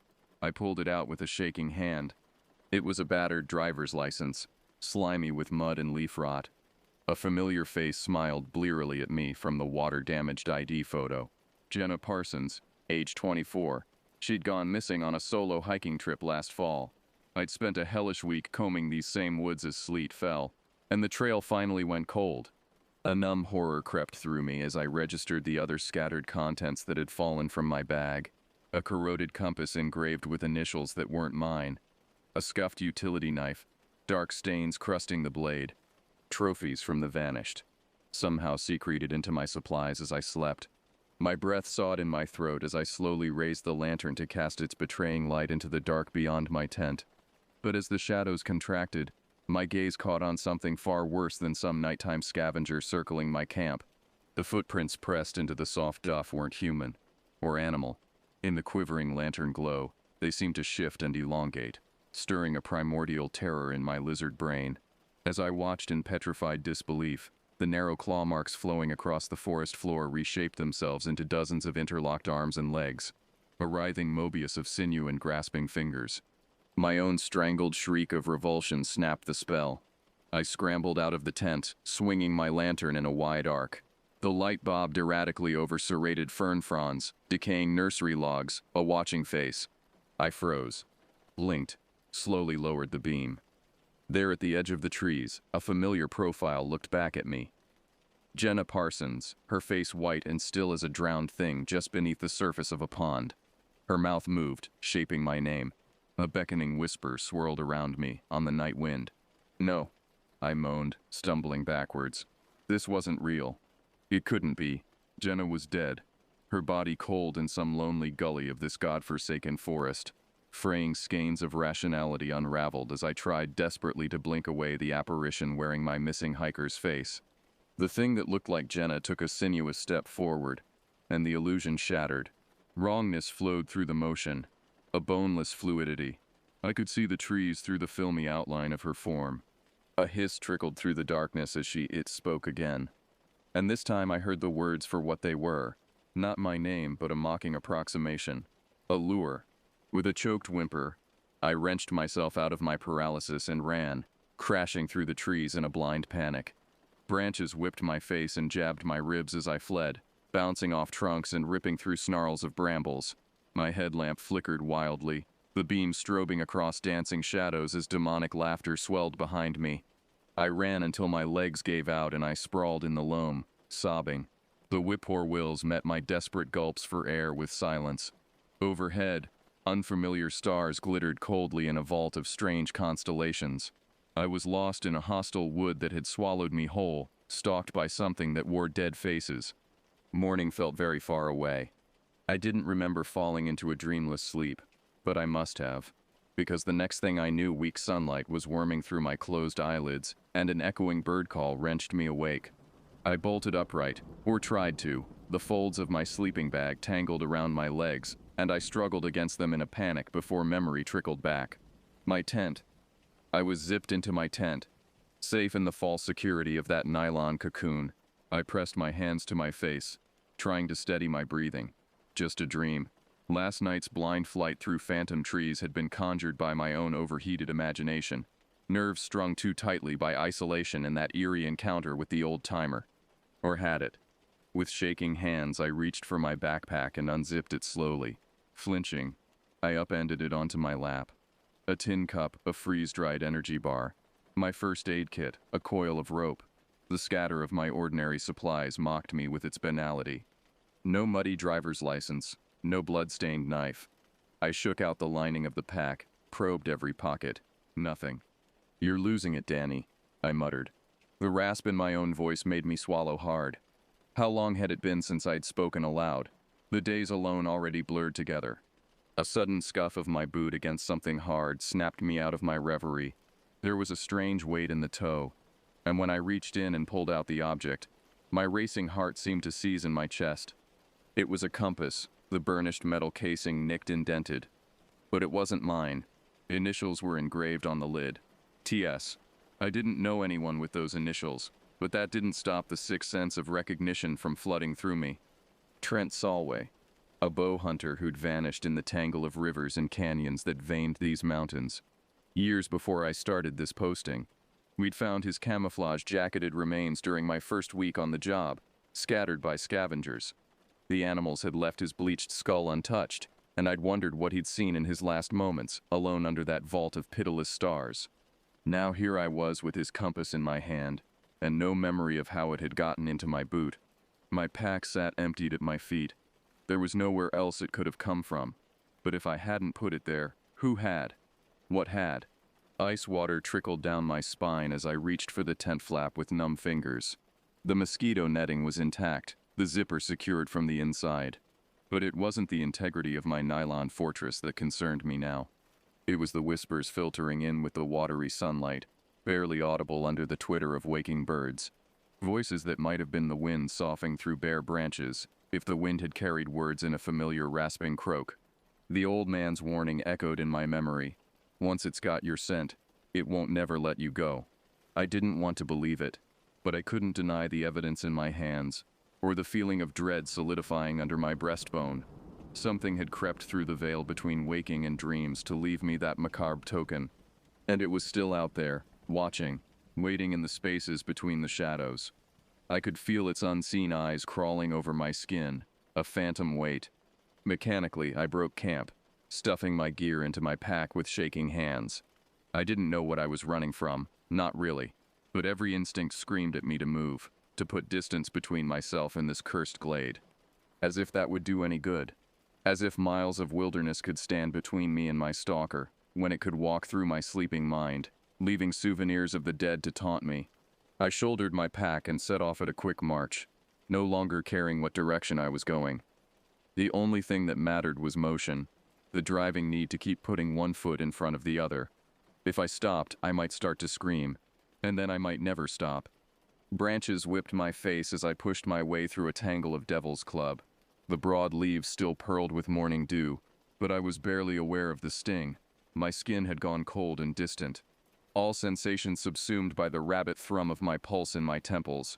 Whispers chased me through the cathedral hush of the forest, barely audible under the muted shrilling of birds and the incessant burble of hidden streams. I strained to make out words, convinced that they were calling my name. The syllables hissed and muttered in a dozen half-familiar voices. I clapped my hands over my ears, a high keening building in the back of my throat. I wanted to run, to plunge headlong through the shadows in a breakneck flight, but my muscles were jelly, my boots mired in molasses. Each leaden step was an eternity. When I finally stumbled into a clearing, it was almost a relief, until I saw the cabin, and the nightmares caught up to me with a vengeance. The cabin hunched at the far edge of the clearing like a malevolent toad, its weathered timbers furry with moss and its windows gaping dark sockets. A narrow door yawned crookedly on rusted hinges, and something about that hungry void sent a bolt of primitive terror straight down my spine. But it was too late to run. The heavy ache in my legs told me I'd pushed myself past the limit of my endurance. If I didn't rest soon, I'd collapse. The cabin, for all its dilapidated menace, offered shelter, a chance to get my bearings, maybe even find a map or a radio inside. Hating the defeated slump of my shoulders, I slogged across the clearing, waist-high grass susurrated against my legs, heavy with dew. By the time I reached the weathered stoop, my jeans were soaked through, and my boots squished with each step. The door resisted my first tug, the warped wood groaning in its frame. For a second I thought it was locked, that I'd have to bust a window to gain entry, but as I threw my weight against it with mounting desperation, something gave with a screech of rusted metal, and the door shuddered open. I nearly pitched headfirst into the dark maw of the cabin's interior. Stumbling, I caught myself on the rough lintel, splinters digging into my palms. Stale air puffed against my face, ripe with the sense of mildew and mouse droppings. And something else, something meaty and cloying that curdled my stomach. Fumbling for my headlamp, I flicked the beam over a jumble of overturned furniture, drifts of leaves, animal nests, and on the far wall, a shape that struggled to resolve itself into awful comprehension, a smear of something rusty brown, almost black in the colorless glare of my light. It forked into the crude outline of a body spread-eagled across the buckled floorboards. A sob hitched in my throat as I swept the beam lower. Gouges scored the silvered wood, 4 parallel slashes that ended in jagged punctures. Claw marks, some distant part of my mind gibbered, talons raking and rending as they dragged their writhing prey into the dark. I backed toward the door on rubbery legs, my breath coming in shallow. Panicked gasps. This place was a tomb, a charnel house. The scene of some untold atrocity, the splatters too aged to be from an animal attack. As I scrabbled for the threshold, my foot struck something soft and yielding. I looked down in sudden, superstitious dread, my stomach a hard, cold knot against my spine. It was a backpack, the straps frayed as if chewed by rodents. The canvas was almost black with old bloodstains. Bile scalded the back of my throat, a scream building in my lungs. But before it could tear loose, a flicker of movement in my peripheral vision froze me in place. Slowly I raised my head. There in the doorway, silhouetted against the gray light filtering through the trees, crouched a figure. Its form seemed to ripple and contort, muscles sliding liquidly beneath hairless skin, the ashen color of a bloodless corpse. As I watched in mute horror, unable to so much as draw breath to scream, the thing unfolded from its crouch and rose to a towering height. Stick-thin arms dangled at its sides, too many elbows bending at obscene angles. Its head tilted slowly, bird-like, as if considering me. A featureless oval dominated by a lipless mouth and a pair of glinting reptilian eyes. I fumbled for my bear spray, an old lecture on wildlife safety flitting inanely through my head. Make yourself big. Shout. Stand your ground. But some deep wailing terror in my lizard hindbrain howled that this thing would devour me without ever touching me, that no weapon forged by human hands could save me. It paced across the threshold, its elongated legs bending in ways that curdled my sanity. The door creaked shut behind it, and suddenly I knew with sinking certainty that I'd been herded here, This was where it fed, where it played with its food. A rasping hiss issued from its mouth, forked tongue flicking between rows of needle teeth. And in that sound I heard a single word, repeated over and over in a sibilant whisper. Skin stealer. My hands were shaking so badly I nearly dropped my bear spray as I fumbled with the safety latch. The creature, the skinwalker, cocked its head at the small hiss of pressurized gas escaping the canister. Its nostrils flared, and a low clicking rose from its throat, like beetles scuttling over dry leaves. I swung the canister up, sighted down the barrel. For a single surreal second, I felt a bubble of hysterical laughter welling in my chest. Here I was, facing down a mythical monster with glorified pepper spray. If I survived this, I'd have to nominate myself for the world's most idiotic last stand. Stay back, I croaked, my voice a thready ruin. I'm warning you. In answer, the skinwalker parted its lipless jaws and let out a guttural moan that almost sounded like laughter. Then it bunched its stick-thin limbs and sprang. I screamed and squeezed the trigger. Orange mist billowing from the nozzle. The chemical stench seared my nostrils and stung my eyes, blinding me. But even through the watery blur, I saw the spray engulf the nightmare barreling toward me, and pass right through it in a swirl of coalescing shadows. The skinwalker's form shivered and dissolved like mist on the wind, only to reform an instant later unfazed. It slammed into me with the boneless weight of something not quite flesh, not quite spirit. We went down in a tangle of thrashing limbs, the bear spray flying from my grip to clatter against the wall. Fetid breath billowed against my face, hot and reeking of carrion. Up close I could see that the skinwalker's hide was a patchwork of textures, sleek fur flowing seamlessly into mottled scales, membranous wings sprouting from its shoulders and melting back into the rippling mass of its body. Its claws sank into my arms, piercing canvas and skin, as if my jacket were gossamer. I bucked and flailed beneath the thing's crushing weight, my boots skidding on the blood-slick floor. But I might as well have been fighting a landslide. Slowly, inexorably, the skinwalker lowered its head until its lamprey mouth brushed my ear. When it spoke, its voice was a crackling whisper, dry as snakeskin on stone. Bile scorched my throat, hot tears streaking my face. I threw every ounce of my failing strength into one last desperate heave, and by some miracle I managed to twist free just enough to spot my salvation, my fallen canister of bear spray, lying in arm's reach against the blood-stained wall. I lunged for it, clawed fingers scrabbling. The skinwalker let out a shriek of rage and raked my back, but I barely felt the pain. My fingers closed around the cool metal cylinder, and I rolled onto my side, jamming the nozzle directly into the thing's gaping maw. This time my aim was true. The spray geysered down its throat, choking off its roar of fury. The creature reeled back, arms windmilling as it clawed at its face. I scrambled to my feet, staggering away in a stumbling run. But even with the reprieve, I knew it was hopeless. Where could I run that this creature couldn't follow? It had stalked me effortlessly through the trackless forest, wearing faces stolen from the dead. My only chance was to make a stand, to go down fighting. And then my gaze landed on the window set high in the cabin wall, grimy glass glinting dully. Beyond it, the pale ribbon of a logging road cut through the trees, threading off into the distance. Civilization, safety. It might as well have been on the moon for all the good it did me. But if I could break that window, attract attention somehow. The skinwalker was hunched over retching, black ichor bubbling between its teeth. I didn't hesitate. Snatching up a rusted lantern from the floor, I hurled it with all my strength. The glass shattered in a crystalline spray, and I sucked air to scream. But before I could make a sound, a blur of shadows streaked across the room and slammed me back against the wall. Needle claws sank into my throat, throttling my cry. The skinwalker loomed over me, its face rippling and contorting.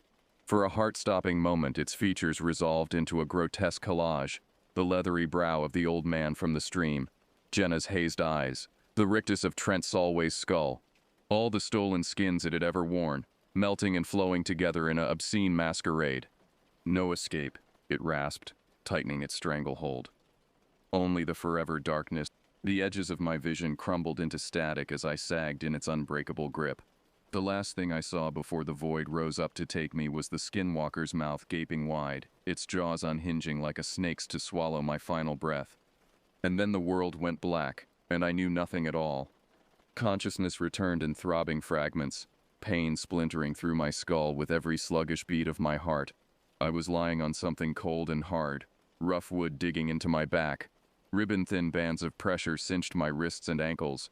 No, not pressure. Bony fingers, clamped around my limbs in an unbreakable vice. I cracked my eyes open and immediately wished I hadn't. The skinwalker crouched over me, pinning me spread-eagled on the blood-stained floor. In the guttering light of the rising moon filtering through the shattered window, I could see my own distorted reflection screaming silently in its mirrored eyes. "Ah, little skin." Its voice was a grating rasp, thick with gloating. "I will wear you so well. Please." The word tore from my ravaged throat, tasting of blood and despair. "Why are you doing this?" For a long, lipless moment the creature regarded me. Then slowly, hideously, it smiled.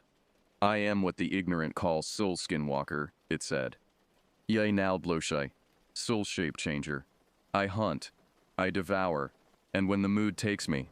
Its voice changed, morphed into an obscene medley. The missing campers, their families, my own voice echoing back at me from 1,000 miles away. The breath hitched in my lungs as understanding crashed through me in a feverish wave. The creature wasn't just some mindless beast. It was a calculating predator, stalking human prey season after season to sate its twisted hunger. Killing was only the beginning of its dark appetites. It coveted our skins, our very identities, to wear like costumes in a depraved masquerade as it moved unseen among its chosen victims. Bile seared my throat as I thrashed weakly against its bruising grip. But I was a mouse pinned in a serpent's coils, my struggles only amusing my captor. The skinwalker's grin widened until I could see down its gullet, a black abyss fringed with needles. "I am eternal," it gloated. "I am Legion, and Sun." Its jaws yawned wide. "I will be you." In that moment of blank, howling horror, my paralyzed mind seized on the only possible defense, pitiful and futile as it was. My name, the core of myself, that small, inviolate part no monster could ever steal. I clung to it like a talisman, screaming it over and over inside my head as the creature's maw descended. And then, impossibly, the skinwalker froze. Its head whipped toward the window, the plates of its face rippling with sudden, terrible rage. Through the roaring static filling my head, I dimly registered a sound intruding from outside. An engine's growl, tires crunching over gravel. Someone was coming. The skinwalker moved in a lightning blur, flowing to its feet and rebounding off the wall to crouch in the shadow of the door. Its cloak of illusion shivered and thinned until I could see the warped timbers straight through the smoke of its body. I was too weakened by shock and blood loss to scream.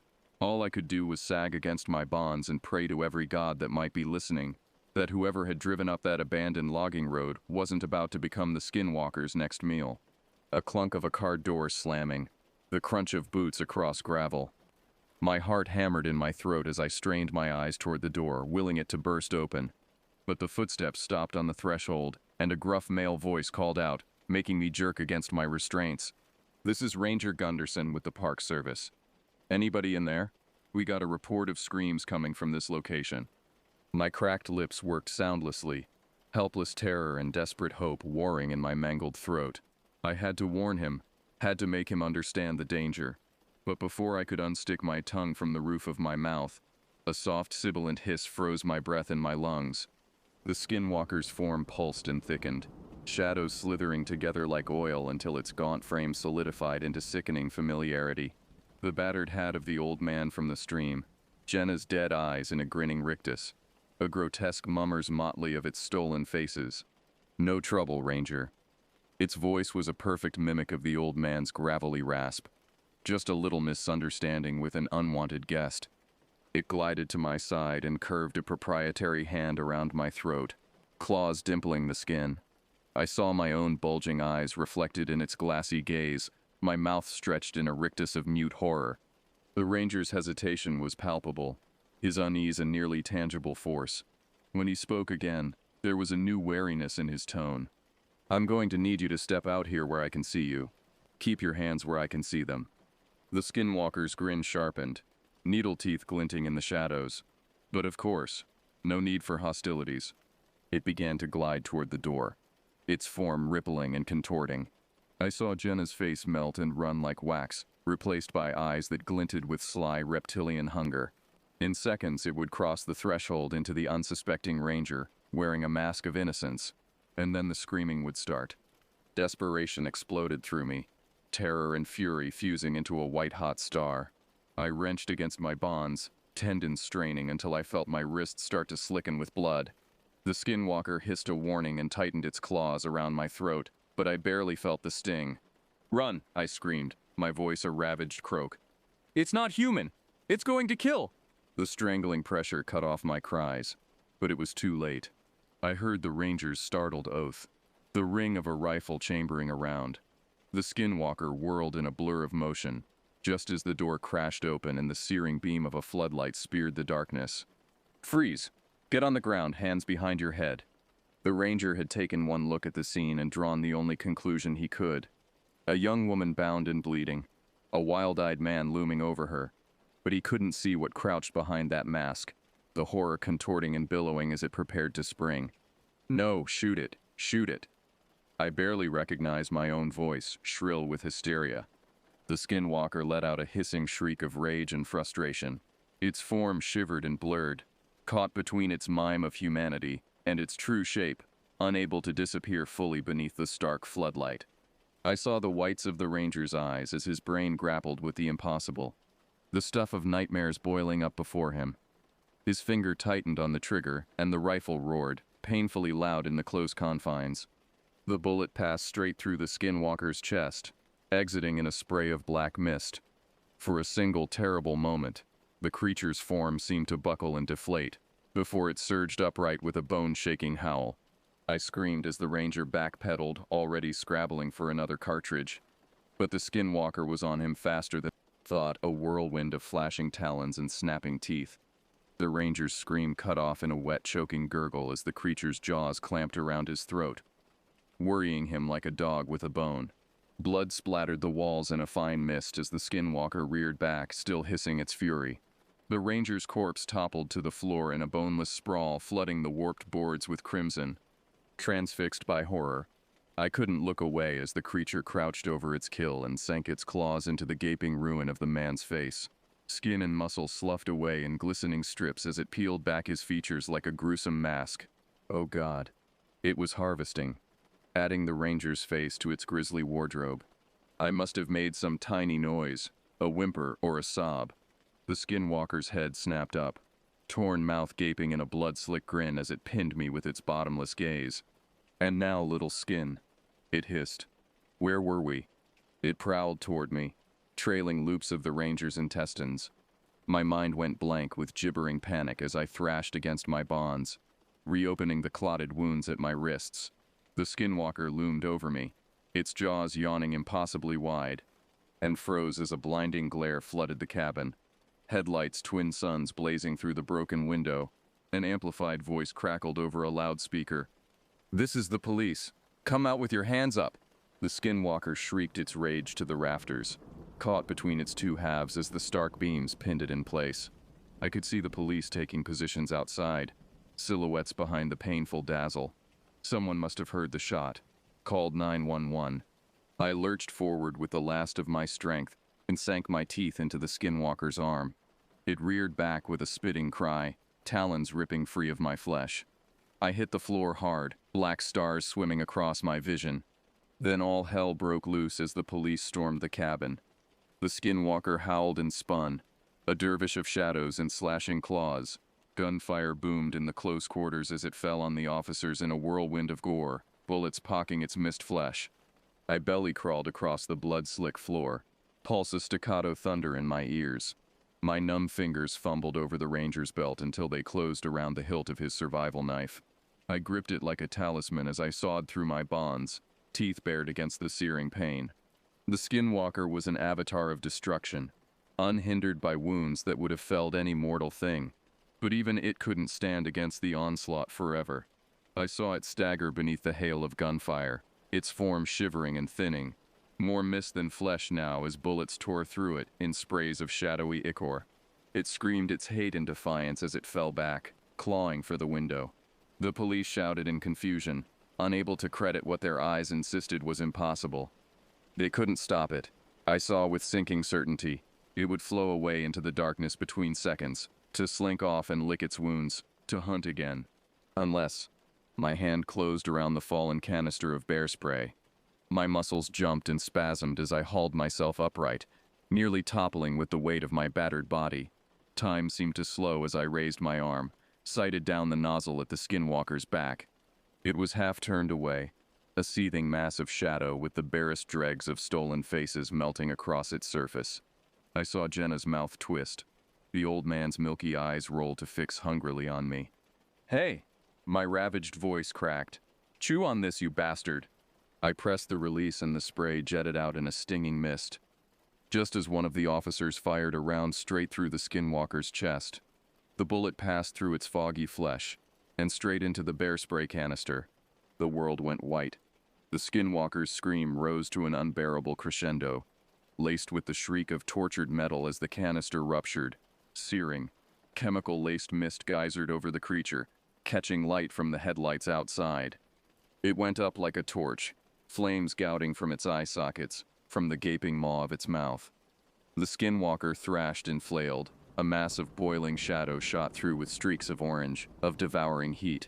Its wail spiraled up and up, an unholy melding of the voices it had stolen, then shattered into a single thin, needling shriek as its flesh crisped and collapsed into a pile of greasy ash. In the stunned silence that followed, the pop and crack of embers was deafening. I slid down the wall to the floor, my legs giving out. Distantly I heard shouts, boots pounding across the floor. Then there were hands on me, urgent voices muffled as if from underwater. I floated above myself, tethered by the thinnest thread. From a great distance I saw the officers working over my body, stanching the blood that leaked from 100 wounds. Their faces were pale and grim in the pulsing light, lips moving in words I could no longer hear. It didn't matter, it was over. Against all odds, against the hungry dark, I had won. I had saved the world from a nightmare it could never even imagine. As I slipped into the cool darkness rising to enfold me, a final thought bobbed to the surface of my mind. In the ranger's face peeling away in glistening strips, in the old man's eyes milk-white in the skinwalker's seething flesh, I had seen myself, reflected back in an endless eternal hunt. I would never walk in the woods again without wondering what watched from the shadows, what waited with the patience of centuries to wear my skin, to become me down to the marrow of my bones. The skinwalker was dead, but there would always be others. Hungry shades prowling the spaces between, rattling the locks, seeking a way in. They were as old as fear itself, woven into place and time.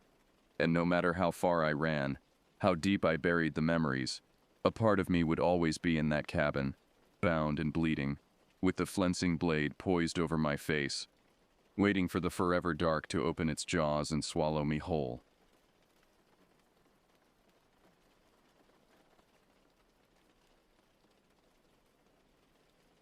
The crisp mountain air filled my lungs as I stepped out of my car, stretching my legs after the long drive.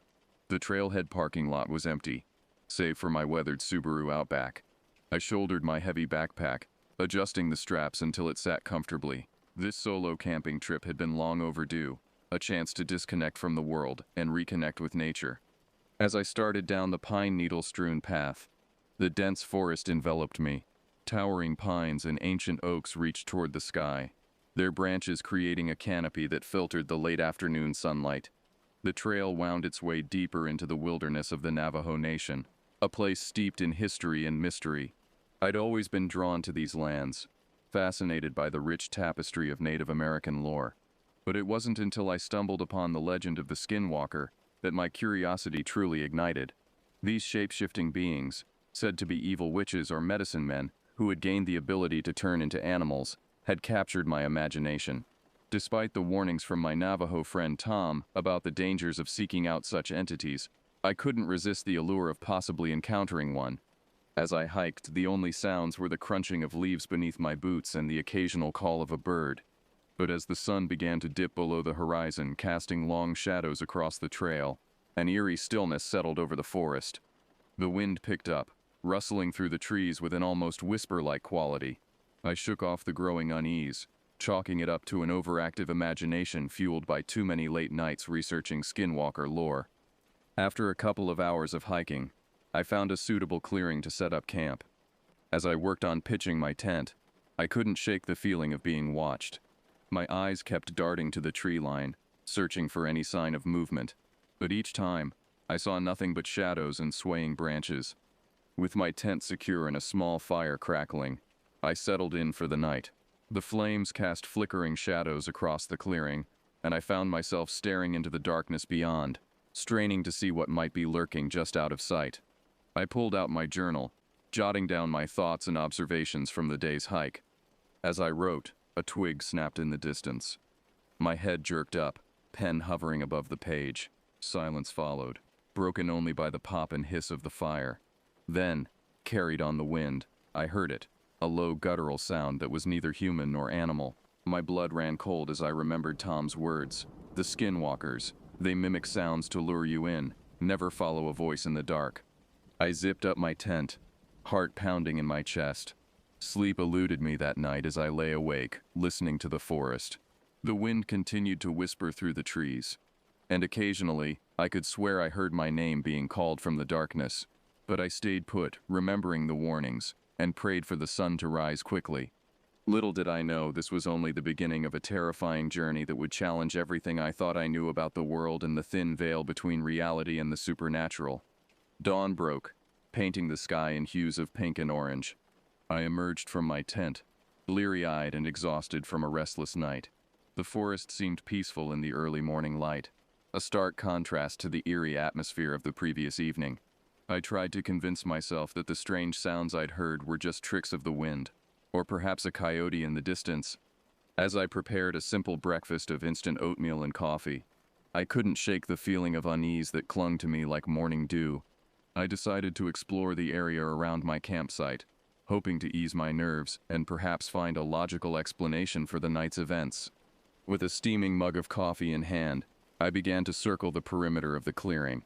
The ground was soft from recent rain, and I noticed something that made my heart skip a beat. Tracks in the mud, just beyond where the light of my campfire would have reached.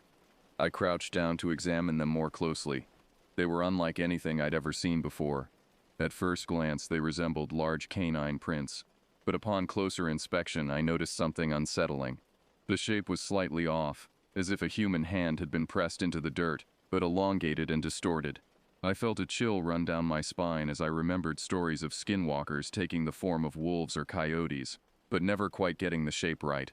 I took out my phone to snap a picture, but to my frustration, I found it completely drained of battery. Strange, I thought, as I distinctly remembered charging it fully before leaving on this trip. I made a mental note to document the tracks in my journal later. As I continued to follow the trail of prints, I noticed they seemed to circle my entire campsite before veering off into the dense underbrush. The implications of this discovery were unsettling. Something had been watching me, stalking the perimeter of my camp while I slept. I debated whether to pack up and head back to civilization, but my curiosity outweighed my fear. I had come here seeking answers about the skinwalker legend, and now I might be on the verge of uncovering something extraordinary. Besides, I reasoned, if something had wanted to harm me, it had ample opportunity during the night. I decided to continue with my original hiking plan, but with a heightened sense of awareness. After breaking camp, I shouldered my pack and set off deeper into the wilderness. The trail gradually became steeper, winding its way up into the mountains. As I hiked, I couldn't help but feel like I was being watched. Every rustle in the bushes, every snapping twig sent my heart racing. I tried to focus on the beauty of my surroundings, the vibrant wildflowers dotting the mountainside, the majestic eagles soaring overhead, but my mind kept returning to those strange tracks and the eerie sounds from the night before. By midday, I reached a breathtaking vista overlooking a vast canyon. I paused to catch my breath and have a quick lunch. As I sat on a sun-warmed rock, munching on a granola bar, I noticed something odd in the distance. On the opposite ridge, barely visible, was what appeared to be a figure. It was too far away to make out clearly, but something about its proportions seemed off. It stood unnaturally still, and I could have sworn it was looking directly at me. I blinked, and in that instant it vanished. I rubbed my eyes, wondering if the sun and fatigue were playing tricks on me. But deep down, I knew what I had seen was real. As I packed up to continue my journey, A sudden gust of wind nearly knocked me off balance. Carried on that wind was a whisper, so faint I almost missed it. Turn back. I froze, my blood turning to ice in my veins. The voice had sounded almost familiar, like a distorted version of my own. Was this a warning, or a trick to lure me off course? With shaking hands, I pulled out my compass to confirm my bearings. To my horror, the needle spun wildly, refusing to settle on any direction. I was lost, in more ways than one, and the sun was already beginning its descent towards the horizon. As darkness approached, I knew I needed to find shelter fast. But with each step forward, I couldn't shake the feeling that I was walking further into the domain of something ancient and malevolent, something that had been waiting for me, perhaps for centuries. As twilight descended, I stumbled upon a small cave entrance, partially hidden by overgrown vegetation. Despite my reservations about entering unknown caves, the rapidly darkening sky and dropping temperature left me with little choice. I switched on my headlamp and cautiously made my way inside. The cave was surprisingly deep, its walls adorned with faded petroglyphs. As I ventured further, the air grew thick with an odd musky scent. My headlamp flickered, casting dancing shadows on the rock faces. I couldn't shake the feeling that the eyes in the ancient drawings were following my every move. Deeper in the cave, I discovered a small chamber that seemed suitable for spending the night. As I set up my sleeping bag, my light fell upon a peculiar arrangement of bones in the corner. They appeared to be ritualistic in nature, forming a pattern I didn't recognize. A chill ran down my spine as I realized I might be trespassing in a sacred or forbidden place. Sleep came fitfully that night. My dreams were plagued by visions of twisted creatures, half human and half beast, chasing me through endless dark forests. I woke several times, sweating and disoriented, only to be greeted by the impenetrable darkness of the cave. In the early hours of the morning, I was startled awake by a sound, rhythmic chanting echoing through the cave. It seemed to be coming from deeper within the mountain. Heart pounding, I packed up my gear as quietly as possible. As the chanting grew louder, I made my way towards the cave entrance, praying I wouldn't encounter whoever, or whatever, was producing those otherworldly sounds. Dawn was breaking as I emerged from the cave, casting an ethereal glow over the landscape. I set off immediately, eager to put distance between myself and the unsettling events of the night. As I hiked, the forest around me seemed different, darker, more primordial. The trees appeared to twist and reach towards me, their branches like gnarled fingers trying to impede my progress. Midday found me in a small clearing where I paused to rest and consult my still malfunctioning compass. As I sat on a fallen log, movement at the edge of the clearing caught my eye. An elderly Native American man emerged from the trees, his weathered face etched with lines of wisdom and concern. He introduced himself as Joseph, a Navajo shaman. His eyes bored into mine as he spoke. "You shouldn't be here, outsider. You've stirred something ancient and dangerous." I explained my research into skinwalker lore and my desire to uncover the truth. Joseph's expression darkened. "Some truths are not meant for the uninitiated. The skinwalkers are real, but they are not what you think. They are a perversion of sacred knowledge, a curse born of greed and vengeance." He went on to explain that my presence and curiosity had attracted the attention of a particularly malevolent skinwalker. "It hunts you now," he warned, "and it will not stop until it has your essence." Joseph provided me with a small leather pouch filled with herbs and insisted I wear it around my neck for protection. As he turned to leave, he paused and fixed me with a grave stare. "Head east, towards the rising sun. Do not look back. Do not respond to any voices you hear. Your only hope is to reach the boundaries of their territory before nightfall." With those ominous words, he melted back into the forest, leaving me alone with my fear and a desperate plan for survival. I set off eastward immediately, my pace quickening with every step. The forest seemed to grow denser, the underbrush more tangled, as if nature itself was trying to slow my progress. Every snapping twig and rustling leaf sent jolts of adrenaline through my system. As the afternoon wore on, I began to hear things, whispers on the wind, calling my name in voices that sounded disturbingly like those of my friends and family. I gritted my teeth and pressed on, remembering Joseph's warning. The sun was low on the horizon when I heard it, a bone-chilling howl that was neither wolf nor coyote. It was followed by the sound of something large crashing through the underbrush behind me. Terror lent wings to my feet as I broke into a run. I sprinted through the forest, branches whipping at my face, roots threatening to trip me at every step. The sounds of pursuit grew closer. Just as I felt claws about to close on my back, I burst out of the tree line into a wide meadow bathed in the last light of the setting sun. For a moment, all was silent. Then, at the edge of the forest, I saw it. The creature was horrifying, a twisted amalgamation of human and animal features, its body rippling as if struggling to maintain its form. Its eyes, glowing with an unholy light, were fixed upon me with predatory intent. As darkness fell, the chase resumed with renewed intensity.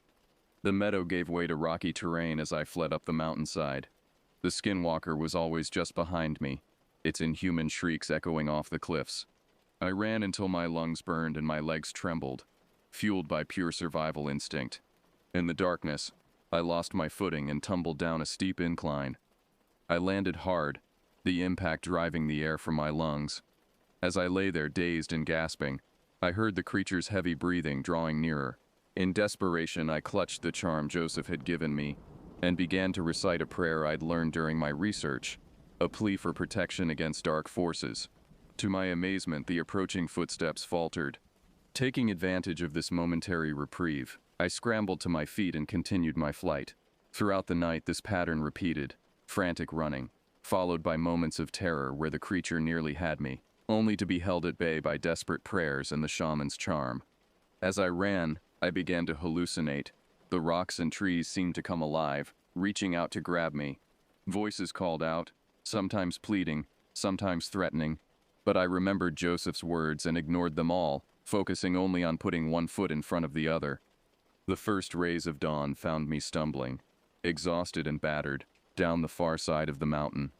The attacks had grown less frequent as the night wore on, and now an eerie silence had fallen.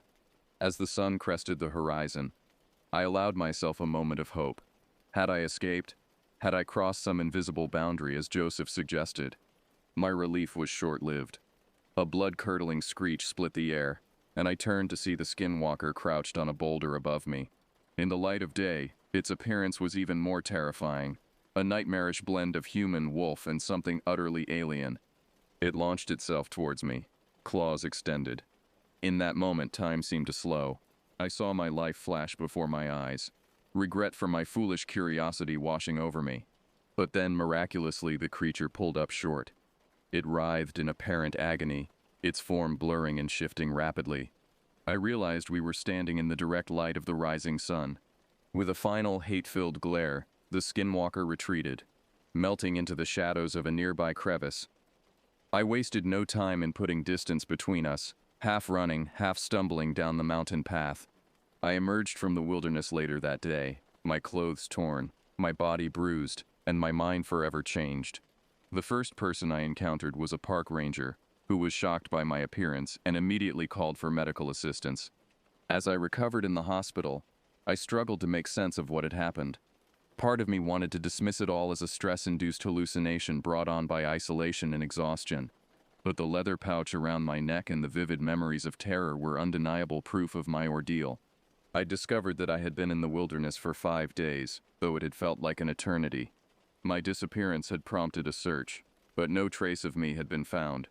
The authorities were baffled by my story, and I quickly learned to keep the full truth to myself, sharing only that I had gotten lost and injured. In the months that followed, I pored over my research notes, cross-referencing my experience with ancient legends and modern accounts.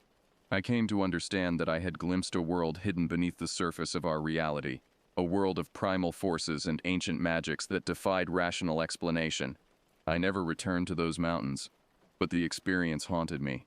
Sometimes, on dark nights when the wind howls, I imagine I hear distant, inhuman cries. And in my dreams, I still run from shadows that twist and change, always pursuing, never tiring. My ordeal taught me a valuable lesson about the dangers of seeking knowledge not meant for mortal minds. There are secrets in this world that should remain hidden, forces that should not be disturbed, and in the remote wilderness, where the veil between worlds grows thin, one might just encounter horrors beyond imagination. As I sit here penning this account, I can't shake the feeling that my story is not yet over. The skinwalker is still out there, waiting, and deep down, I fear that one day it will find me again.